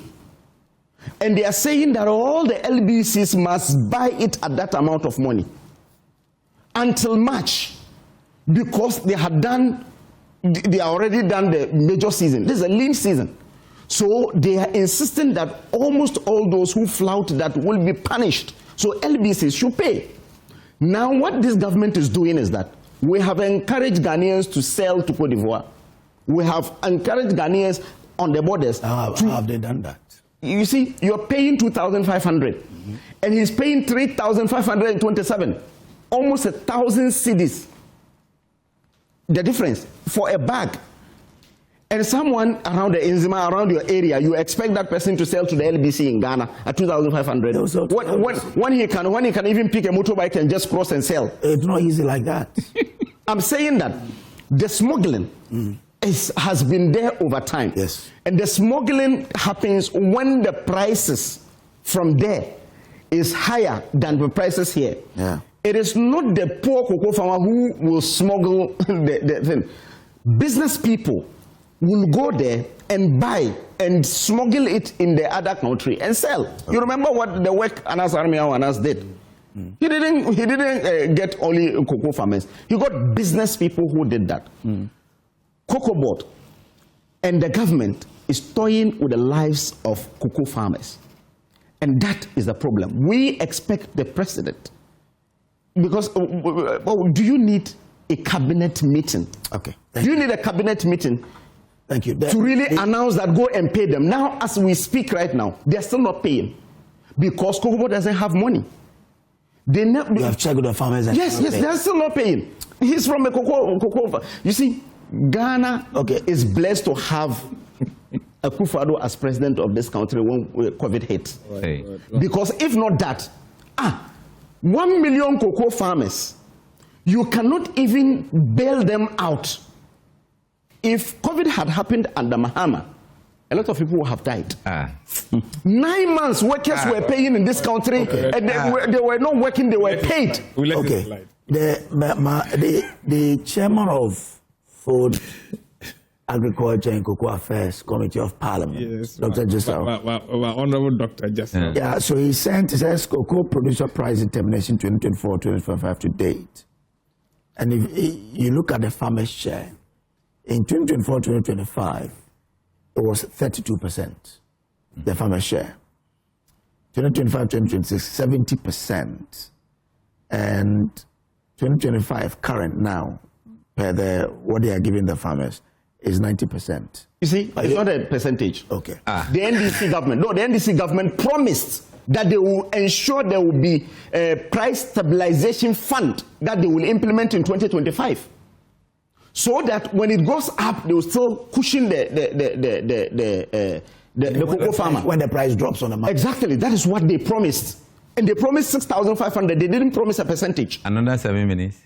They didn't promise a percentage. They promised the Ghanaian farmer that they will pay them 6,500. They did not really mention any percentage. Again, they mentioned that they will do a stabilization fund. What happened to that stabilization fund? Thank you very much. They will answer you. Let me come. You not come in. Let me come in. Why is he? He's in government, so you come. It was in my thought that he would do it before I come to. That's right. I ask a lot of questions that you're also in government. You're also in government, so you. It's okay. You're also in government. I take it willingly. Let's move you see, from where he's coming from, I'm very happy the chairperson sent those. Very able person. You see, last week I did some calculation here on the formula. Yes. When NDC was promising 6,500, they were justified at that time because it was $10,000 per ton. When you do the calculation, a bag was 9,062 cedis. Now, when you check 70% of 9,062 cedis, you get 6,343. If they had done wait. We still have gotten the same amount. Wait. 70% will be this, and then you pay 3,100. Yes.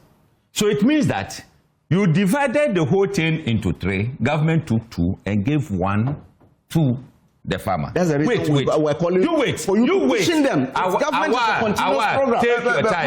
Take your time. When you were speaking, we were all quiet. Listen to you. It is government of Ghana that took Take your so time. we are asking you to use that money. Take your time. Pushing them. No. Why are you jittering? He said government of Ghana to. Yes, government of Ghana took, so pushing them. 2025. It dropped from 10,000 to 7,000. And you didn't. And then when you do the mathematics, you didn't sell at that time. Oh, take your time. When you do the mathematics, it was 4,812 per bag. In 2025. Yeah, last. You said it dropped to how much? From 10,000 to 7,000. No, there was even 10,000 within 2025. So it is 2025, 2024. Yeah. 2024, 2025. Yes. So and then 2025, 2026. Yeah. It dropped to 7,000. 7,200, yes. Yes. When you do the mathematics, you get 4,812 per bag. See okay, so what I have here now. What I have here yes. is 4,613. 4,613. Good. Yes. So you use this they use an exchange rate of no problem. So 70% of that amount will give you 3,368. Now NDC paid 3,600. True of us? Two of us. How many? No, what I have here. How many months? 3,228. 3,000 for the 70% of yours. Yes. Good. And NDC paid how much? They announced they didn't pay. Please. You see, they announced, but they didn't say. That's the reason there's an arrears. Please. The government, the money, the amount government paid was 3,228. They top up to 3,600. Okay, that was in because 2025, 2026 in August. Yes, it was 3,228. That was when the NDC added 100 Ghana cedis. That was in October. In October, it came to. Even adding 100 Ghana cedi, you still cover the 70%. So, which date is that? You still cover the 70%. Let him finish. Are you getting it? In 2025 August, they still cover the 70% that they promised. Yeah, according to the world market price. And today is 4,000 something. Are you getting it? So when you do that one, 4,000 cedis, a bag will be 2,816. So if they are paying 2,500 or something, is it not 90%? Please stop this hypocrisy and then the lies. Now, let's come to the point he raised there, that if Cocoa Board had done forward sales, he could have taken I am coming. You have I jotted 7,000. I've jotted. I'm coming. Look, this indication, during MPP's time, they went for the syndicated loan. What did they use the money for? In 2024, we didn't go for syndicated. Please. So didn't you do it in 2023? When you got the money, what did you use the money for? It was unnecessary procurement. They shared the monies among themselves. Who are the people who were bringing the juicers into this country? Go and find out. The top people. And is that a crime? It's not a crime. And today, you are here crying loud for the farmer. Eh? He asked you a question. Wait. Why didn't you do forward sales? That's a question he is asking you to answer. When you are speaking and we keep quiet, it doesn't mean... He asked you a question. This is not a monologue. He asked you a question. Why didn't you do that?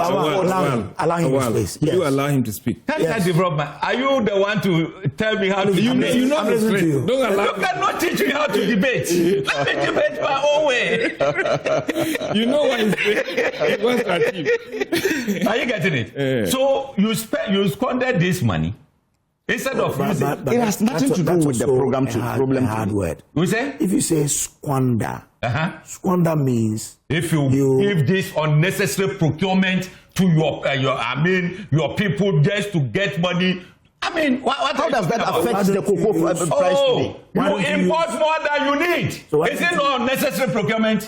That's a it's unnecessary. That's squander there. Squander is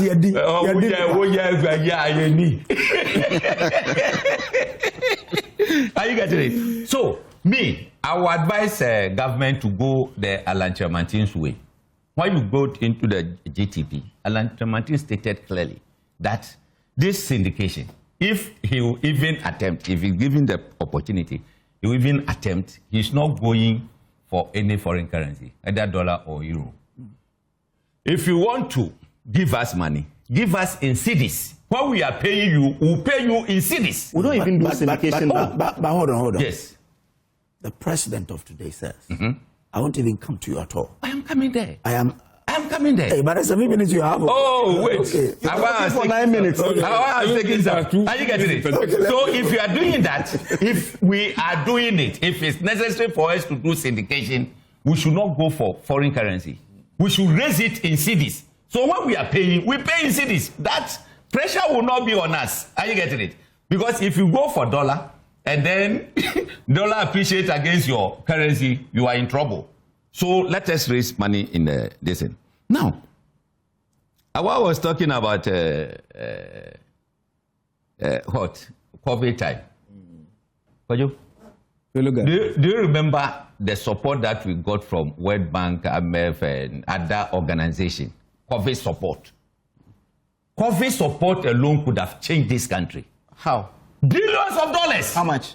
Billions of dollars. Which billions? These are the lies that you keep on peddling. We had $1 billion from IMF.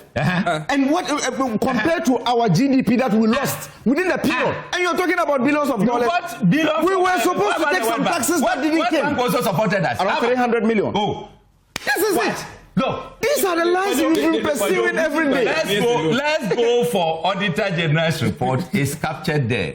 Parliament, you have a hazard that captures there. How much did we get compared to amount of money we're supposed to get? And you think that's more money? But compared to our GDP, that was the amount of money we're supposed to take. You are not being fair to us. That was not coming. Only change the form. You are not being fair. When you was talking, I was quiet. Because I want viewers to listen to what we are saying. I'm trying to double check whatever you are saying. So you go ahead. Yes. Give him the time. That's right. No, he's finished. No, he hasn't. I'm giving you a minute more. Look, syndication did not. We'll give you time to. Syndication did not end in 2024. That is a total lie. They were in arrears. And because of that, the companies decided not to give money upfront again until they supply the bees. Which company? Huh? Which company? Where were you taking the bees to? Banks. Huh? Consortium of banks, not company. So you're saying that you don't even understand this. I don't know. Do you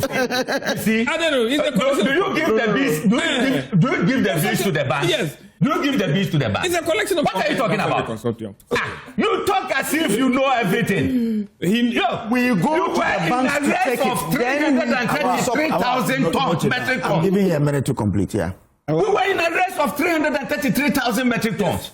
And you are saying what? What was this?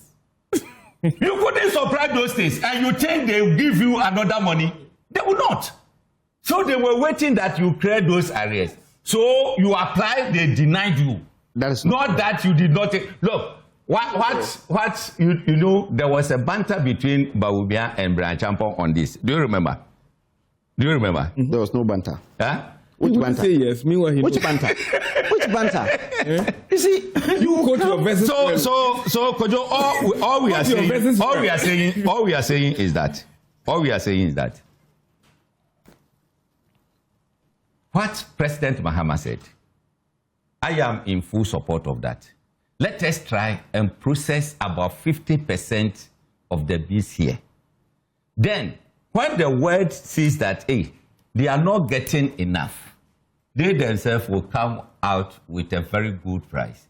They will quadruple even the price and still will not give it to them. Okay. Once we have the capacity to add value to it, we're saying that by 2030, at least, if we can add value to our cocoa bees 100% here, I mean, we'll get money than what we are shipping out. Thank you very much. But you see what Hobbs was doing? Yeah. You intentionally bring Awal in and accuse me of not... No. Awal wants to always jump there. Awal is fan of doing that. At the point you ask Awal, Amala. No, come in. Just say no and go and let it go. Anyway, okay. But I found this. This is by JoyNews.com in 2021. The country will lose 18.9 billion cedis and 22 billion cedis in revenues this year. That's 2021 and 2022 respectively. So 2021 was 18.9 billion, 2020 was 22 billion. It says as a result of the impact of COVID-19 we lost a lot on the of economy. money. You're talking about last year, the nation also lost 10.4 billion cedis, that is 2020, exactly. As revenue due to the coronavirus pandemic. Several subsectors of the economy witnessed significant reduction in their gross domestic product growth rate last year. I was not talking about that too. You said we got money, and I told you that we had a lot of support. The support. Hold on. I'm not talking about commensurate with our. In Accra, they were feeding people. Hold on. Do you believe that? Because you mentioned support. Yes. He mentioned what we lost. So I've checked the loss. I'm going to get the support as well. To aid the discussion. Yes. Don't worry at all. So even GRA came out that they exceeded their target. True or false? No. Don't give me 2 minutes. I won't give you 2 minutes. GRA exceeded their target at the port. GRA had to review the amount of money they would take so they can exceed it. Because you see, if you're taking 1 billion and you know that this time around I will not get 1 billion because there are no inflows, you can still target 100,000 and still get 100,000, 112,000. That was what they did. They reviewed it. It's not true. Were you the only person in this country? Were you the only person in this country? Then you were not reading another time. What are you talking about? I've given a time to go. Just like you reviewing your GDP growth. Yeah. You see, it's okay. I just want So, Doc, sorry. All right. This one, August, 27th August 2021, Ghana has received the equivalent of $1 billion from the IMF, being its share of the new special drawings right allocation to boost post-COVID-19 economic recovery of member countries. And then again, World Bank is providing $100 million to Ghana to assist the country in tracking the COVID-19 pandemic. What about the that is the only two support that. Okay, that's what That's the only thing. I've seen. You mentioned World Bank, you mentioned IMF, and I told you. Is it not in billions? That billion. 1.something, is it not in billions? 1 year alone will consume everything. The $18 billion he mentioned will consume everything. Hold on. How much was it? Please allow Doc to have his time. Will consume everything. Gentlemen, allow Doc to have his time. Doc. Okay, so the question has not been answered. We're asking this new model of looking within to borrow? Will it end, farmers' rage? We want that an answer to that. All right. So before I do that, let me just be quick about the data we're talking about, about the increases. All right. So in 2024 November, before the MPP left, the price of cocoa per 64 kilogram bag was 3,100. Before? Before the MPP left. Okay. Okay. So that was the November 8th. At the exchange rate of 17 cedi per dollar. So the farmers were getting more money. That's the ultimate thing. And the other part of the economy was dying. Oh yes, but you see, you realize that. So you not allow him also speak. Okay, so let me finish. Why are you making me look like? Then in August 7th, right, 2025, there was an increase of 128 cedis, 75 pesos. Yeah. Okay, so which means that the NDC government, increased cocoa by 128. The exchange rate of 10 point something. Yes, which means that that's the real effort. Okay, then in October 2025, that is October 3rd, an increase of 397 Ghana cedis again, which is close to 400 Ghana cedis. So cocoa now moved to 3,625 per 64 kilo. Percentage of the actual price. Yeah, I've not worked the percentage anyway. 70%. The cocoa farmer is not interested in percentage. So he's interested in how much he's getting. So guys, allow Doc to have it. Yeah. So that was the additions. All right. So if you add the 128 to the 397, it means that there was a total of 525 Ghana cedis at the last cocoa season. All right, okay. So that's what it is. And that is the data for you. Okay. So could you back to your question? Data, I could have loved that, like the actual price was 9,000. They were paid 3,100. No one has that. The cocoa farmer in the village. No. I want Doc to have. So you are now teaching him how he should also communicate. Because of the time, I don't want to go into all those calculations. All of that. Please go on. Indicated there was an increase. At the point that even the and that increase didn't even materialize. It was only announced. Honorable, when we go into the dollar issue with regards to the increase, okay, I think that cocoa farmers listening to us will not be happy. No, it's one of their singing songs, but we are dealing with realities. Yeah, so the reality is that so let me you go ahead with the question, but the reality is that when someone is getting 3,100 at an exchange rate of 17 Ghana cedis, or let's say even 14 Ghana cedis, okay, it means that the person is getting richer. All right. Then, if the person is getting 3,625 at a rate of 10 cedis, it also tells you that the person is becoming worse off. No, depending on the other dynamics. So because you cannot pick a single variable and work with it. You have to look at it holistically. It cannot be worse off. Yes. No, but when you said. No, I'm just... when you said that at the rate of 17 cities. The 25 can buy more cement than the 3,000. Oh, no, you do the calculation. That's not correct. You just do the calculation. Because I don't want us to get into that.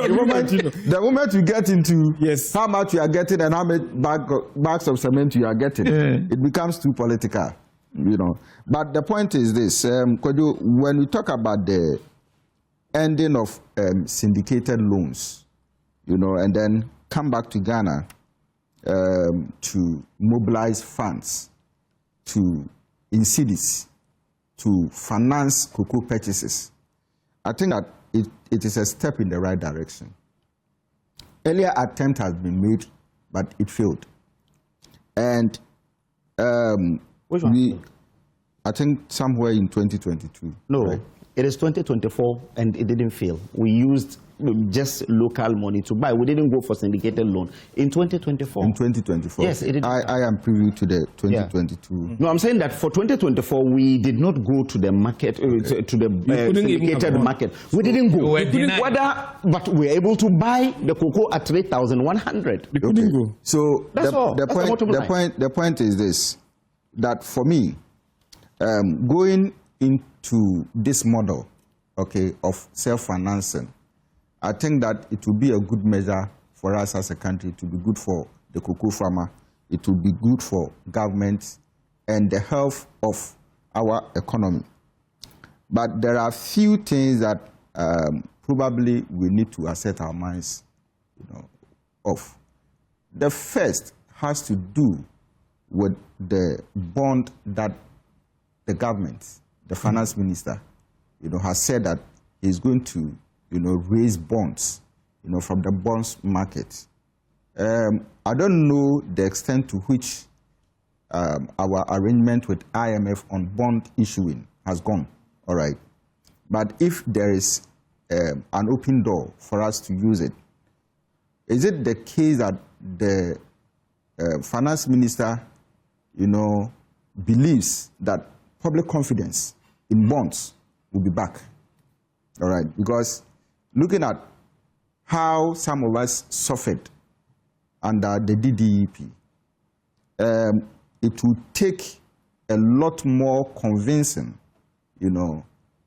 for us to even come back to say that, yes, we are going to.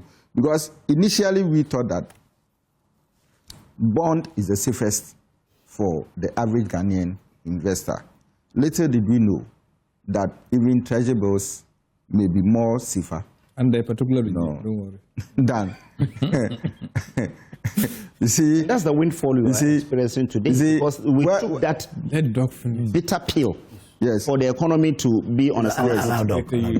So, yes, I think that Awa is right. I mean, even the Bank of Ghana boss has said it. Not like how? That the DDEP was the anchor. You were giving the big ass. No, I'm going there. You dug a pit and entered there. Now it's going to come out. It is the anchor that we have today. The man entered, to secure himself. He entered. And after the enemy has passed, he came out. Who created that? Awa entered for, But I think that what the bank, if what the Bank of Ghana boss said is anything to go by, then I think that it is the DDEP that equally contributed, to save Ghana, from a mess, right?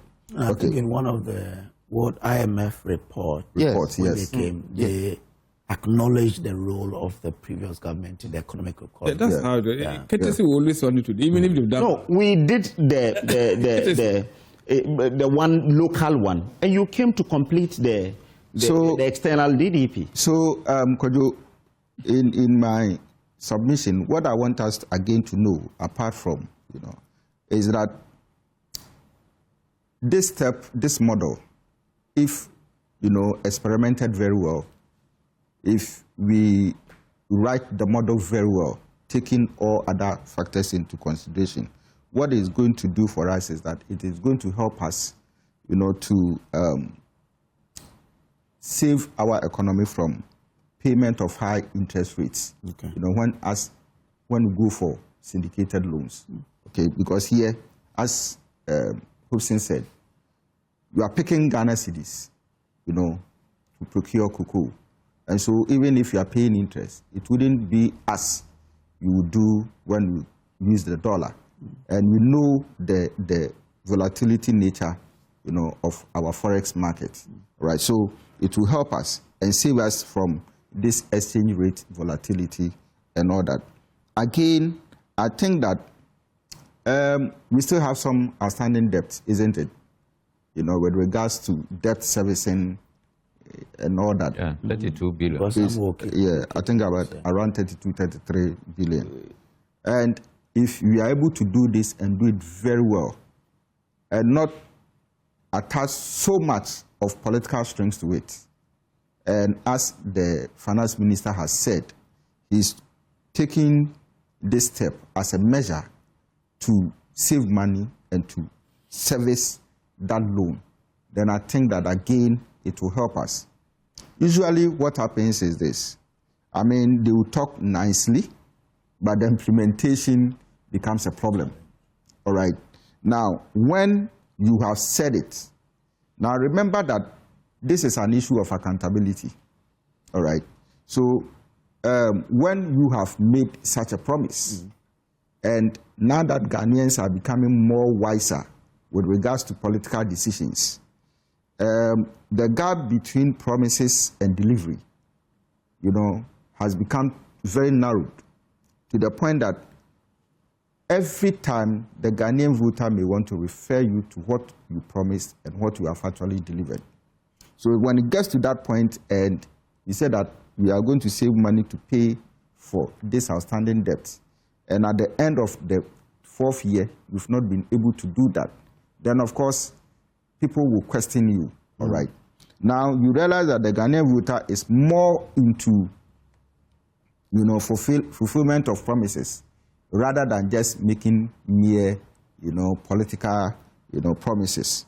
So I believe that, yes, the model is good. What I expect from government is not to attach any political strings to it, and I don't see why anybody at all should be making politics out of it. To the best of my knowledge, there are media people in the cocoa farming business. Oh, yes. There are big-time politicians in both NDC and MPP who are into the cocoa business. Dozens of lecturers in the cocoa business, and even teachers, SHS and JHS teachers, all right? And then the uneducated as well, people who have, all their lives, develop a career in the cocoa industry, all right? Now, when it gets to this point where,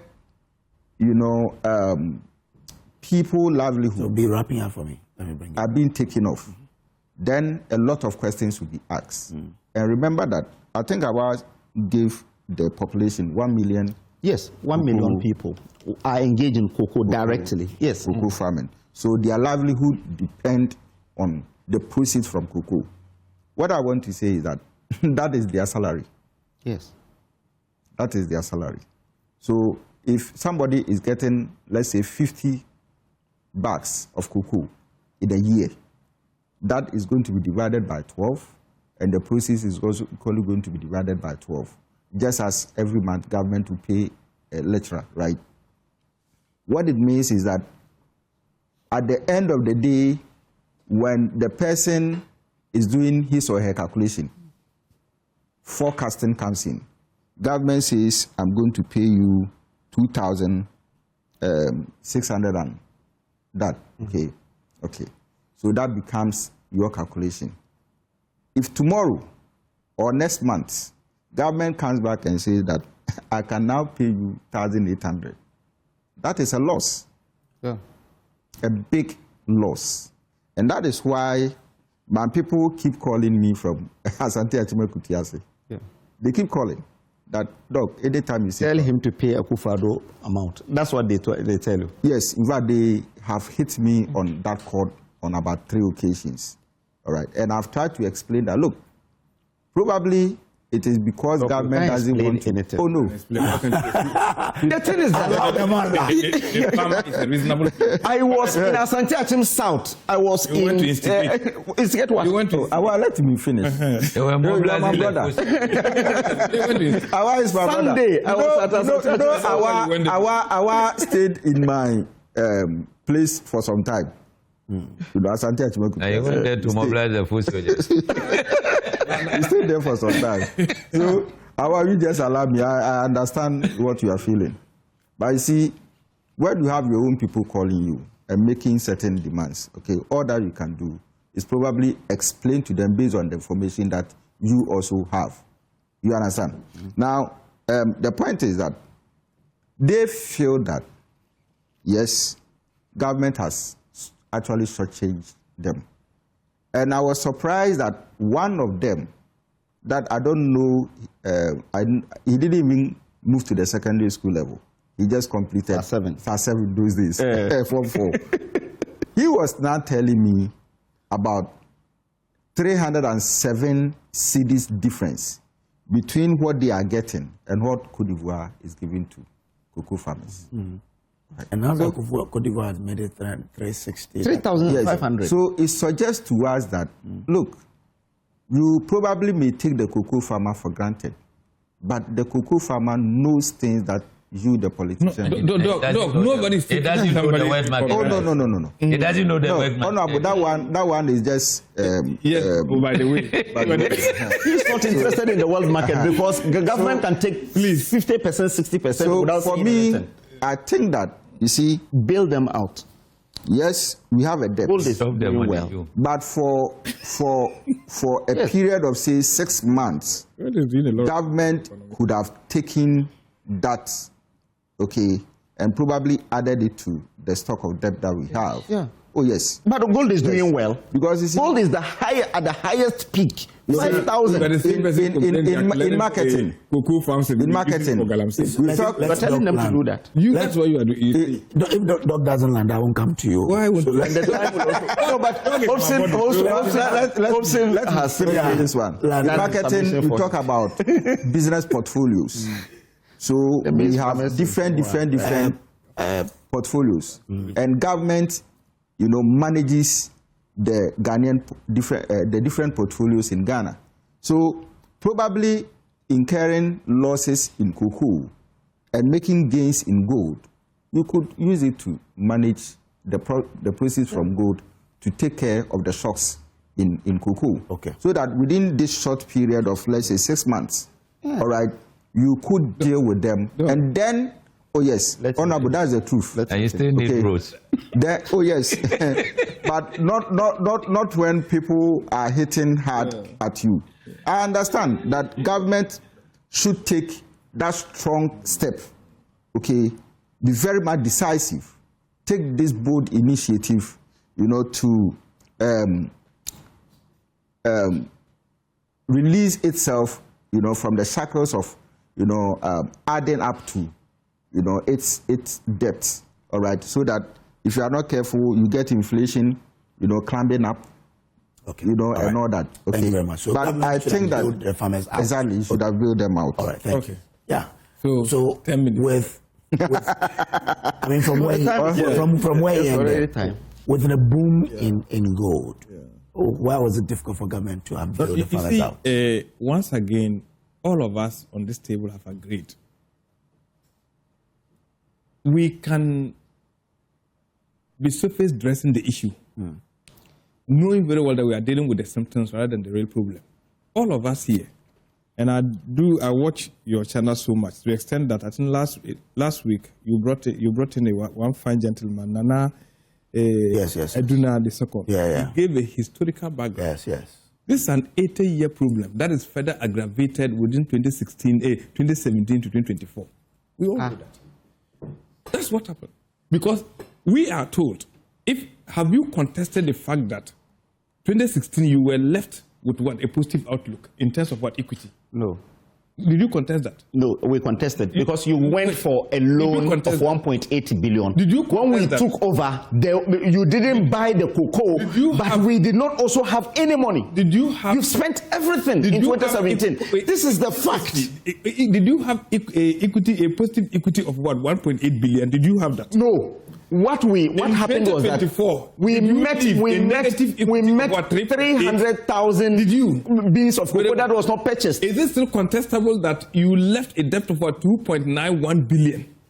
Is it also true that before you came contestable that as we are even have a large stock of jute sacks, year on year, you are still using $48 million to buy. It has nothing to do with what we are facing today. We are talking about recklessness. It has nothing to do with the price today. Allow him. Allow him to stay. Well, it has everything to do with it because you told us here that leadership will never help you. No. Where is the stabilization fund? You told us that leadership is everything. And once we've seen recklessness in your part, we should be able to say that as itself. I think that you made a point here. Quite subtly, because they're saying that the funniest thing is the salary cuts. That salary cut was a proposal from Nana Eduna. No, he made a proposal and saying that it is the minority in parliament on the day of the. He's the one. No, go and check. No, we said they should do it in commensurate. No, I am. We did the press conference. You have it here. I am quoting Nana is saying that. I watched that. Yes, how that it appears that it is only the farmer that is going to suffer this cut. Yes. Why is it that some other stakeholders and other players, that the transporters, those who are into the pitches and all that, why is it that they are not even the staff? Yeah. He made that point categorically. Yeah. And I do believe that it is based on that call that they think that no, to tell people that we are in a situation and we want to come out of it together, let's all sacrifice. That came with the 20% cut. But the president 20% for about 10 people. It does, 10% for about 40 people. There's an action. How is that? There's an action. A call was made. 50 people. A call was made. Everyone. A call was made and a response was given. A call was made and a response was given. And that's what I'm pointing out. But the most important thing is that I think that the president made a call saying that we are stopping. We will stop from going to foreign markets for any support. We will raise the domestic bonds. I think the call is even much important because of the vision. The vision is that we have the capacity to be able to turn 400 tons, 1,000 tons of cocoa into processed goods. Is that not it? That will add value to what we are producing. But because we go and tie ourselves against this kind of loans, even when we have the capacity, we have to still carry to the people to pay. And we all know that. And clearly today, the whole African continent is singing a song that we think that we have African Continental Free Trade Area, that we think that instead of trading among just 32 million people, is it possible for us 54, 55 countries come together and trade among 1.3 billion people? Yeah. So by so doing, Africa shouldn't be quick to be exporting raw materials out of the continent. Thanks to Akufo-Addo. Let's begin to look at how we are adding value to what we have. And I think that's the call of the president. Because we are having a bigger picture. Because if we have a situation and the cocoa farmer appreciates that, the same as the maize farmer in Sisala East, the same as the maize farmer in Ejira area. This time you all know that we have an issue. From 900 to 200 and we are not getting bias. No, we are talking about a community. Sisala people are really suffering. No, everybody is suffering. I'm telling you. Yes, because it's a commodity price. 900 to 200 and you don't get bias. Allow him to flow. Let me tell you, the farmer there is reasonable. The farmer knows that as we are fighting to bring prices, if you are able to bring down the cost of doing farming, it will also help. The farmer, let me tell you, importation of maize is the problem that we are facing in this country. So the one that we import is cheaper than the one we produce in Sisala. That is the problem. No, then the problem is you. I'm saying that the problem is that you gave a lot of people to import maize, and the maize is now cheaper than what we produce in Sisala, and that's the problem. The Minister of Agric came to Parliament with a document from you that through the dry spell support, you got $81 million. $76 million was used to import maize. Is that what you are talking about? That's saying what you are talking about. In the last 1 year, the number of people you have given licenses to import maize is the reason where we are today. No wonder when the support was coming, they didn't pick maize from Tumu. They brought maize from Accra to come and support a farmer in Tumu. That's the challenge. You created this problem and now you are. So what did you do? You further gave licenses to people to import maize, and that is the problem. That they do not buy the one from. I'm giving you. I am giving you figures. It's Awar the host. Yes, I'm giving you figures. Are you the host? The people of Sisala are suffering. Are you the host? Because the government has given people. The actually angry with you because you caused that problem. So how did I cause that problem? Hold on. The harvest was last year when you were in government. Hold on. This harvest was last year when you were in government. You brought in the things. What did you say? The maize. I think we are making the problem. You know Sisala. You are diverting the discussion. He brought maize. No, he brought. I am just telling you that. As for maize, yes, I have interest in it. We'll have time to discuss that. Of course. Today. Yes. But when it comes to the importation, yes, what is that? Next week, maize. We'll have let's have full time. We'll bring the people who have imported maize in this country that has created the problem. When the NDC people on Thursday he'll be here. When he comes, the first thing is to play emotions of people. Which emotions? It's emotions. You have preempted. I'm saying that I'm coming with a litany. I'm coming with a litany of people who were given licenses to import maize. That's the problem we're having today. Hold on. You cost them. I gave you figures. Hold on. You took our money and brought him to benefit you. That's what you did. 2 years ago. You said 2 years ago. But the harvest is last year. You are not being fair to us. I'm being very fair to you. You are not being fair to us. See, when it comes, we are quiet. No. See, maize. Why? It's our special person. Oh, look at What is the problem? He brought in maize. You brought in maize. And I'm telling you, they caused that problem. Which problem? So we They caused the problem. discuss that. When they come and say, so go back to the cocoa and tell us. Make it look like they care for the people, but all you are talking is just politics. But talk about the maize farmer in Afijase and we are being told that over the place. I think you mentioned that's why I'm that cocoa board management say they are taking 20% reduction. Exactly. And then senior staff are also taking 10%. Yes. To address liquidity challenges. We have a statement. They are not up to we have a statement in this country that if you say we should tighten our back, they are saying that the politicians don't even have. They are not up to 100. There's a statement like that. Now they are giving an example of leadership. Management is not. If we are not up to. If this is the situation, we are all prepared to go into. But we have a challenge that is about 79, 80 years old. How do we hold the bull by the horn and deal with it? Why can't you bail them out? But who told you that? When you are talking, you are just looking at the simplistic way of bail the Cote d'Ivoire is bailing them out. Cote d'Ivoire is how it's called. Yes, because they are maintaining 3,500. The issue about smuggling, people smuggling things. Cote d'Ivoire is bailing them out because they are saying that they should buy it at 3,500 at the time. Now I'm talking about today. Please, can you cut out? I've seen that they were carrying mics to people and talking to them about this exchange rate and all those conversations. They are just so simplistic, and I wonder those who were in the help of our of this got you to come out to explain to the cocoa farmers. Yes, that's what we're doing. Yes. And the cocoa farmer, thankfully, is even though can be angry with this, understands issues. All they need is for a candid leader that will be able to tell the truth. We don't want that kind of leadership. With the recent announcement of Ivory Coast to keep theirs at 3,600. Don't you think that it would so before we had that challenge even before, not now. There was a time that they even priced the cocoa more higher than us, and that people connected that to what the smuggling that is going on there. At a point, we were even forced as a people to also increase the price of our cocoa. It happened before, not today. And like that's under Akufo-Addo. Just to tell you that it's sensitive. Hold on. It's sensitive.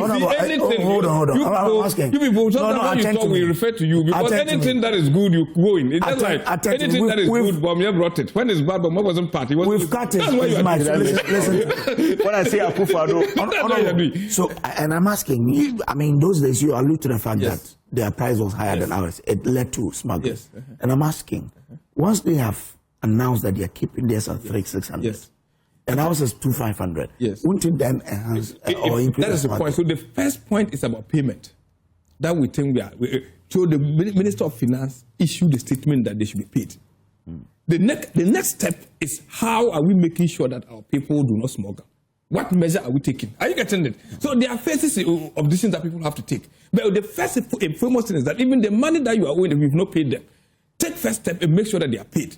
That's first and foremost. How do you pay them? Cocoa board that does not have money. Are you cocoa board? Yes, because you see, you created that hole there. You created that hole there, and now you are blaming somebody for not paying. President directed finance minister to pay. He is supposed to. He said cocoa board should find money. When you listen to him, he said cocoa board directed finance minister. You created that hole there. Office. You created that. You created a mess of us. I'll come to you. So don't worry. Everybody will have your time. Every sphere of this country, you created a mess for us, and today you are here talking as if you are the one who cares. But if you say they created a mess, then I want to ask a question. Please do. That in truth, not the question that I would like. No. In 2025, we didn't hear what we're hearing today. Like how? As when you took challenges about not being able to pay the farmers. Is in 2026 we are hearing. No, but the point is that... So why is it they are doing still? It's year running. And 2025, when we took over, I am sure you are aware that Randy Abe and his team went round all the cocoa centers. They have discussed, they've laid bare the challenges being faced. They've laid bare the challenges. And I am sure that they know we'll face with this. No, but my question is that in 2025, You paid farmers, not so. Yeah, they did. We bought farmers and we paid. Okay. In 2026, we're having difficulties. But you still say it is them. That's why I want to get education. No, but the point is that the fact that they paid farmers in 2025 does not make it look as if the problem created is not existent. Okay. Yes, because you can take a step, a measure to pay today, but tomorrow, because you have a bigger problem, if you continue in that same tangent, you even collapse the whole system. It's a possibility. Okay. So one cannot run away from the fact that a problem has been created, clearly. And we all do agree. That's what I said, that those data given out there is highly uncontestable. We all agree that we have a challenge. We all agree that yes. And now even they are saying that doing business in Ghana is becoming expensive because we have an artificial way of work. We demonstrated artificially that our CD is strong. Yes, that's true. So before it has affected your export. I mean, I am telling you, when you were even having a 70 CD per dollar, was this country at its best? Yes, export was this country at its best? A lot of sectors of this country went down to the extent that people were even in total hardship. Businesses were almost collapsing. So you see, it's a balance. You cannot say that just one. So when I hear people who are supposed to know much more, people would expect so high that when they make this comment, they make it look as if it's just a one variable issue that is holding it. No.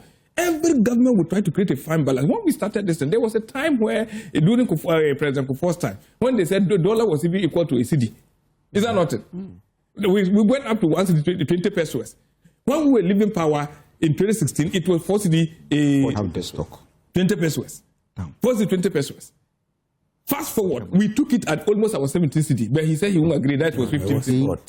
It was 15.5. 14.7. Now he's going for interbank race. But when I'm talking to him now, he go to the Abochi rate. You see that's what he does. Thank you very much. I'll just give 2 minutes. Yes, so at that point, we all do agree that yes, we have an 80-year-old problem that quote unquote has been aggravated with the last 8 years that we suffered under their hands. And we think that Ghanaians should let us come together and be able to see how are we taking the full benefit of what? The raw material that we have. And we all agree that, yes, cocoa is one of the most commodity that has been exported and supported the economy of this country. When we are able to add value to it, I am sure we won't be here biting the Swiss biscuit chocolate in the name of Ghanaian cocoa. Are you getting it? So let's do it and add value, and we can get the full benefits, and the farmer will get much more even than what they are getting today. Thankfully, the 70% promise is being hit. Only that in terms of nominal figures, that is what is less. But the target has been hit as compared to you when you're giving the 32% instead of the All right. 2 minutes. Brace. In October 3, they announced that they have increased it to 3,600. Had already sold, yes. By November, the cocoa farmer sent the cocoa beans to the purchasing clerk and has not been paid up to today. So that's why I told you that even the increment by the NDC government exists in name and not in actual, it's not really on the ground. They'll still pay. Oh, okay. They'll pay them. I'm coming. Somebody just said me that the student you were referring to, Tesco student who visited Afenyo, they are politicians like... So you admit that there is a student somewhere who has said that some of his colleagues couldn't come. You see, the facts suggest... Tesco students, politicians, you are training this the wrong... This has been corroborated by the facts because... Tesco students. Don't say this has been corroborated by the facts because when you did the announcement in October that you have increased it to 3,600, by November you stopped paying them and they have not been paid up to today.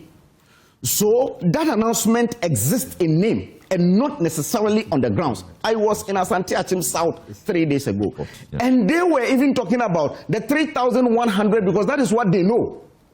That was what was bought in 2025 when even NDC government came to power. What Akufo-Addo bequeathed to them. And that was what they were saying. That's the reason they said, move it back to where Akufo-Addo left it off. Because they didn't even enjoy the 3,600. Because you announce it, within 1 month, you stop buying. And that is the problem. And again, you see, the students that are talking about their parents were not able to meet their school fees and so on, they are right. Because in November, you couldn't pay them up to today. Are there arrears? Yes, there are arrears of 3 months. Have they been paid? No. When will they be paid? They do not know, because the finance minister, who is supposed to be in charge of Cocoa Board, is saying that Cocoa Board should go and find money. When he is supposed to really release the money to Cocoa Board so that Cocoa Board will be able to do that. But he said Cocoa Board should go and find money. Where will they find the money? That's why I'm saying that as I speak right now, the farmers have not been paid. Even as of today, they have not been paid. They should be paid. You understand? Why are you making it look as if something? But this about a week. Their beans has been there for the last 3 months. And the finance minister has come and said, pay them, and he said the 2,500 begins that day. Okay, thank you. On the day of the... So what we are only saying is that the government, if the government is able to absorb and tell us that he... don't listen to us. No, I'm saying that if the government is telling us that the economy is doing well, gold is doing so well, in order to not the cocoa farmer give his cocoa farm to the gold, to the galamseyers, it's better they are patriots. You bail them out. Because if you bail them out, it's just within 6 months. Thank you, I'm grateful. Then they will be able to really have... I'm grateful. Let me bring in Hobson. Thank you. Hobson, so with the challenge we have, now Cote d'Ivoire also pricing a certain amount, which means that our farmers would probably keep an eye on it. Already when their price was announced, some farmers were threatening of selling their farms to galamseyers. What must government do now? Could government then come in with a certain bailout policy, or you think it should stay where it is and educate the farmers because the world market price isn't doing well? No, I think we are not in a permanent situation. I know this is temporary. Before Cote d'Ivoire raised their price, Ghana's price was higher than Cote d'Ivoire. They did not bring it. 17 cedis. That was the difference. And you think it doesn't mean anything? Yeah, he cannot, because you transport it. So that's the reason it's not an incentive for them to... you see? Align. Some of these things are not good. Are you getting it? Any statement that you come in, stop it. It's not good at all. So I know maybe a time will come. I'm only telling you. Give him that space. Facts. Don't worry. The viewer who's watching will make the judgment. So please. If you are higher than them 17, is it not higher? It's higher. It is. So what is the fact and what are you talking about? Wow. You think well, don't let that baumialistic spirit enter you. Hey. Here in the case, we can't even trust their quotation. Don't go and say Psalm 23. We can't trust their quotation. We are talking about we can't trust their quotation. We are talking about I thought you were joking. I was very joking. Don't learn from Hobson Adoyo. Now, don't learn from him. Now, am I the one interjecting him or is the honorable interjecting him? Am I the one interjecting him? That's why I said to myself, because Hobson loves you to interject him. Yes, but he will always complain. How? Look, last week and this week, when I spoke, Hobson has been very calm. Yeah, very calm. Because the stories don't go in his favor. Do you know why? Why wouldn't he become? The stories don't go in his favor. I want viewers to listen to all of us. Yes. So that they can make decisions. Yeah. That's why when he's speaking, I keep quiet. Not that if I decide to interject you, yes, I mean you will cry here. So, like I was saying, it's temporary. I know with time, once this signal is going out that Ghana is going to process about 50% of the beans, I know the international market too will be thinking fast to make sure they will increase the prices again. Okay. Once they do that, I know government will do it. Come back. You see, when we go by the current 4,100 this is world market price. Ideally, when you are paying 70% of it, like cocoa farmers should be paid 1,971 if you are going by the 70%. But this is a government who decided to give out 90%. 90%. Yeah. Are you getting it? So, no, but the question is, your neighboring country is doing more. No, but because they are bailing them out. They also look at it and do more, or you feel that this is okay. No, why we were doing more, what were they saying? They were still. Were they coming here? Are you it was almost the same. We are building a country. We are building a country. You see, why you go for bailout? That's more than 1,000. You see, that's the difference. You see, 1,000. Kojo, why we go for bailout? Yeah. You know we are piling debt. That will be an albatross on our necks. Are you getting it? So let's face the reality and then go by that. Look, 2022 or so, President Akufo-Addo said because of hardship and other things, high level of inflation, this and that, he's cutting down his pay by 30% or so, together with appointees. How many were they? As compared to the, let's say 500,000 workers in this country. Did he cut every worker? Cocoa Board, it's senior management. They are not up to 100 people.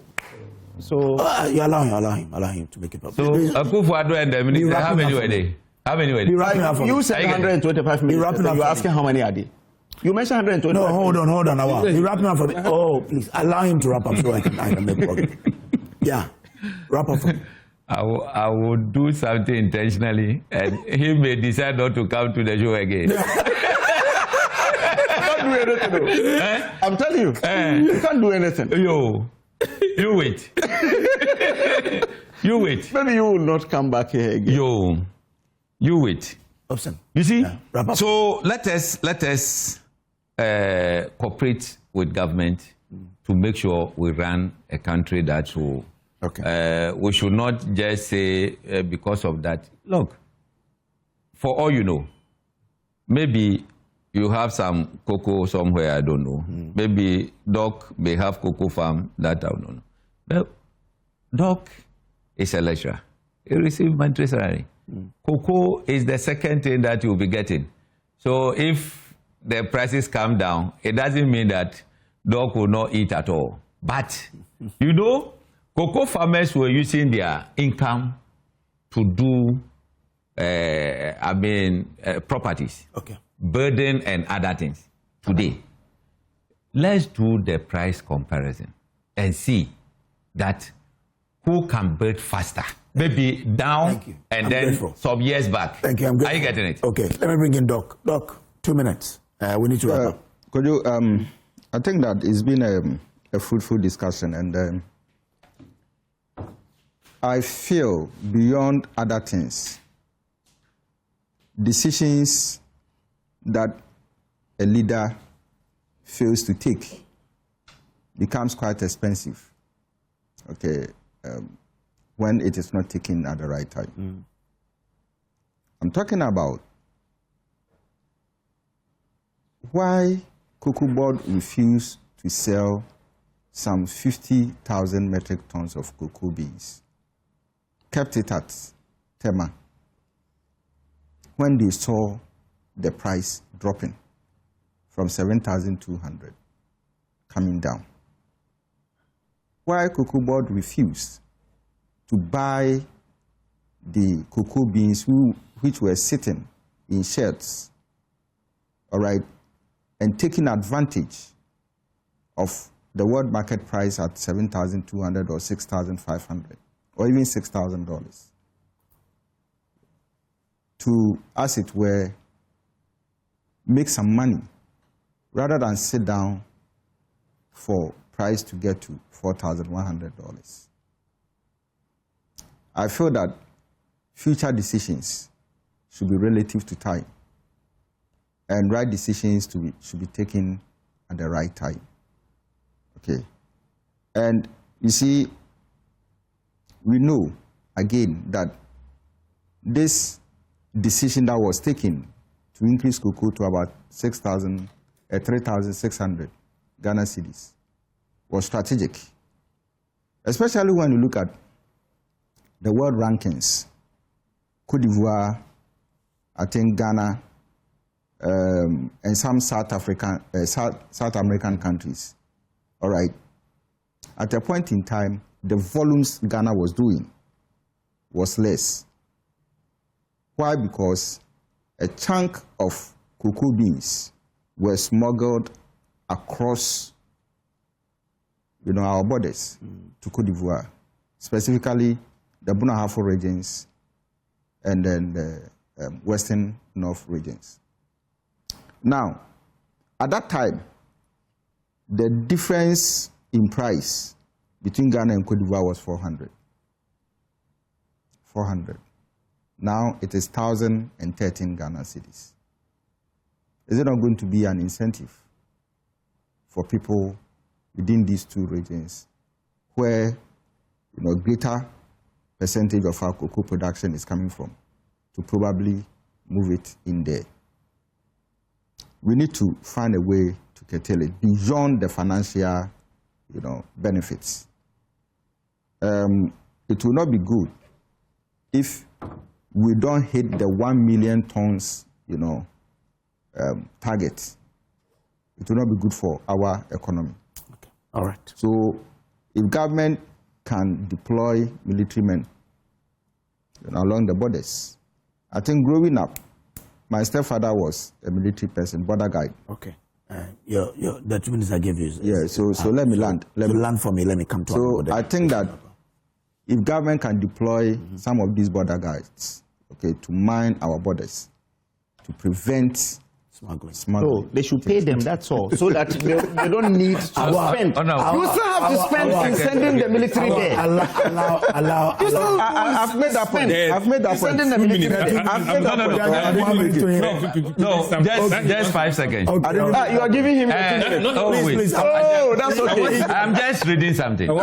Former Member of Parliament, Honorable Kwame Asafaji, send this. Kwesi Cocoa Board in Ghana provide free fertilizer, free cocoa spraying, pruning, and other extension services to our farmers for free. In Cote d'Ivoire, it's not like that. The Cote d'Ivoire government asks LBCs to pay something to farmers, which the LBCs are not able to do because of transportation and other things. Yeah. Are you getting it? So you see the point? Yes. But hold on. On that point, who mentioned Nana Aduna? You mentioned him. No, I made the point. I made the point. Accept you mentioned him. He's asking you a question. I made the reference. I made the point. You reference. He says that these ones are all being paid for. So keep quiet and let's see. Let's move. It's fine. He says all these things, these free fertilizer and I am saying that the focus, I made the point here that the focus of the farmer is to make sure that we have cost of production to come quite low. Is that not it? So once government is aiding farmers in this direction, it goes to help. And clearly, all of us know that we cannot sit down here and pretend that we are not facing a challenge, a close to 8 decades challenge at the cocoa sector. How do we come out of it as a country? If the leadership is bold and now taking a step, I think that we should all come together and support. It is not time for us to instigate people against the government. It's not time for us to instigate, because sometimes good decisions that will save this country will come with some pinch of what? A pinch of salt. The economy is doing well. Build them out. That's why. That's even why build them out. Able to do this. Those days, able to do this. That's why we're able to do this, because at a point when your economy was even comatose. I come from a cocoa growing area, and I know the hardship people are going through right now. What are you talking about? What are you talking about? What? You see, even your maize people ask for things. Keep quiet. You understand? That's a simplistic comment again. You get it? The maize the people way you don't like them. You are only thinking that it will be not your political benefit. It doesn't mean that you like them one bit. You don't like them one bit. I'm a farmer myself. No, I am a farmer of 200 acres farm. Are you getting it? You don't like them. You are only whipping sentiment for political benefit. No, not unfortunately, your verses will be wrong. Unfortunately, your verses will be wrong. This one says, Kojo, unfortunately, your verses will be wrong. Kojo, Cocobot's problems is largely, Cocobot's problem is largely predicated on the artificial management of the dollar. Oh, really? Yes. In fact, many other agro-exporting companies are also feeling the pressure. We are here. We are watching. Anyway, greetings to Awal and Hobson. I suspect Hobson's job as director of field operations of UP Plus is to constantly attack the MPPO, really, and praise the NDC, even though they want to win 2028. Amazing convictions. Mancha Bruce II, Takrady. If Alan should give me that opportunity, like I'll be happy that I should constantly attack MPP. But that's what you do. Okay, all right. That's your stock in trade. Today, Hobson Adoya didn't come with his calculator. Yeah. when you use propaganda to win elections, cocoa price will expose you. Hopes that President Mahama and the NDC should pay the farmers their 6,500 cedis. First, for the first time, cocoa farmers will go on demonstration. Oh, MPP demonstration. That's why you were roaming. MPP demonstration. That's why you were roaming. That's MPP. A friend of mine who is watching us in Miocho, the Central University campus, says his husband is celebrating his birthday today. Okay. Ransford Tete Ado is in Canada. Says, tell him Linda loves him so much. Oh, wow. All right. Tell Manchester Bruce that I'll be coming to Takwa. And I'm told our head of sales and marketing here, general manager in charge of sales and marketing here at Multimedia, Max Fugger, is celebrating his birthday today as well. Oh, I see. And Max happy birthday. Happy birthday. So, I've heard his name but you know what? I don't know him in person. I want you to watch this. This is a story that was brought to my attention some days ago. And Vida Kweku, he's called Vida Kweku, and we're told his world is slowly fading into darkness and silence. The 42-year-old seamstress who is in Otopo, a quiet farming community in the Hunter West municipality, is battling for her life after being diagnosed with brain tumor. Her family now has just weeks to raise 70,000 Ghana cedis for a life-saving surgery or risk losing her entirely. JoyNews says, okay, so I went to put up this story, myself and Timamando. Watch this.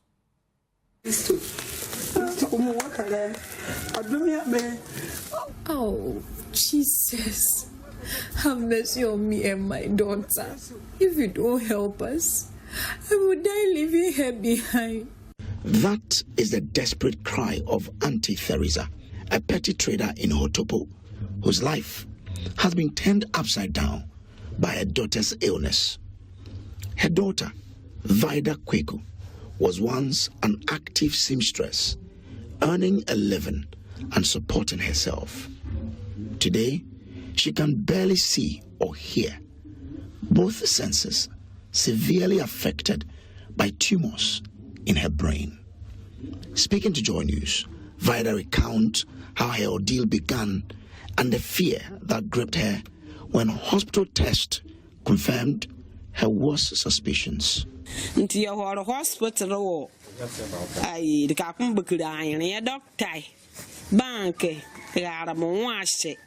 At the eye clinic, the doctor said it has been with me for a very long time, so it has generated into tumors, so I shouldn't be in the sun with this condition. It is a reason after exposing myself to the sun for a long time that I'm now suffering this condition.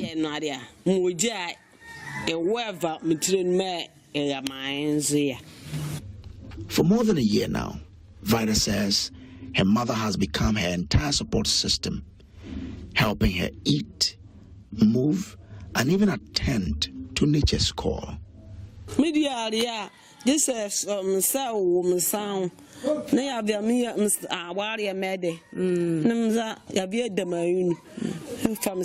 Even when I have to eat, she has to wash my hand, put my food in front of me, and put my hand in it for me to eat. If I have to bath, she takes me to the bathroom and puts the sponge in my hand. So I bath. And when I have to attend to nature's call, she has to lead me there. So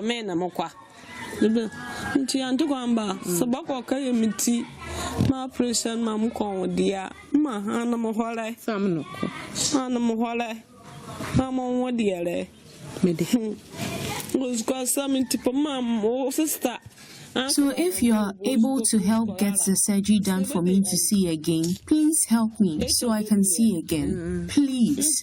They are demanding a huge sum of money that my mother cannot raise. So please, if you can help me raise it, I'll be really grateful. I'm pleading with you.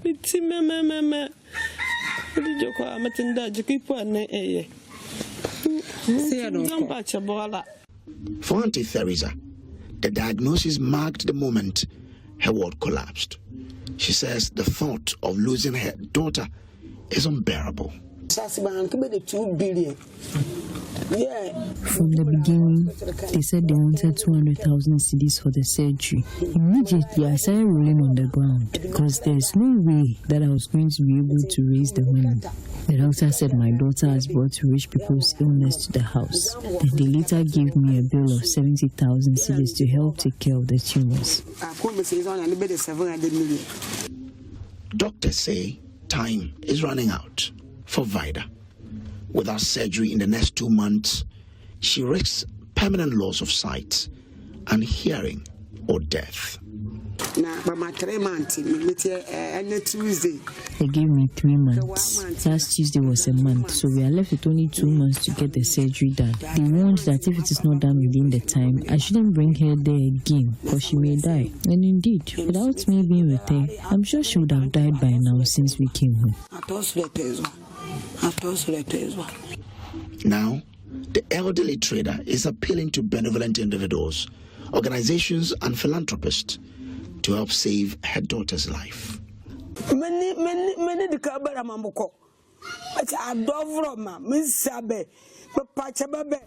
don't have anyone I can go to, so loved ones, please consider myself and my daughter and help us raise the needed amount for her surgery. And I'll forever be grateful to any helper for stepping in. Please help us. If you can hear me, please help. I'm on bended knees begging. Here are my documents from the hospital. Please help me raise the 70,000 to save my daughter's life. Vida Kweku is living on the edge of hope. It is either the 70,000 cedis needed for surgery is raised, or she lives the rest of her life in darkness and silence. Who will come to her rescue remains the haunting question on her mind, and that of her mother. For JoyNews, Samuel Kojo-Brace and Jemima Ando reporting from Hotopo in the Hunter West municipality of the Western region. So that's Vida Kweku's story, and this story brought me to tears when we were doing the story. I can only give you 30 seconds each if you want to say something on it briefly, and then we can go. Yeah, this is quite sad. Quite sad. Well, we know the biggest enemy we have is not ourselves, it's sickness. And until you are in such condition, you won't understand. I want to say that, well, this is a good call, and let's see how together we can support her, save her life.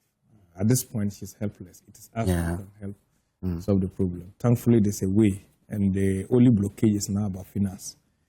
I think we can all come together and see how to support her. Okay, thank you. Doc, I don't know if you have... Yeah, so I think that people have seen it, and we would plead with all well-meaning Ghanaians, to help. I mean, helping to save a soul, is the best thing that you can ever, the best gift that you can ever give. So please, Ghanaians, those who are viewing this documentary this morning, help this poor woman and her family to come out of the situation. Thank you. Hobson. Yeah, we'll just appeal to those watching to help. I know 70,000 is a lot of money, but it's something that one person can just give out. We are pleading. The number is not on it yet, but you can call Joy FM, JoyNews, and then they may direct. Yeah. We'll see what we can do. For me, when I see stories like this, touches you. It breaks me. So the moment I get home, I'll discuss with my wife and see how best we can also help. Mention her name. Okay. You mentioned your name, man. Oh, anyway. My wife? Everybody knows. Oh, yeah, we just want you to reiterate it, that's all. That's Empress Gifty. Empress Gifty, that's all. And then last Thursday too, my second born, Georgette, graduated from University of Ghana. I want to take this opportunity to... Congratulations to her. Fortunately, she has also been given the opportunity as a TA. Okay. Oh, okay. School. Beautiful, beautiful. I'm just hearing that someone from government says he would also help out on the young ladies' surgery. That's right. Happy birthday to you, Betty Barnum and Kwao, CBG Bank.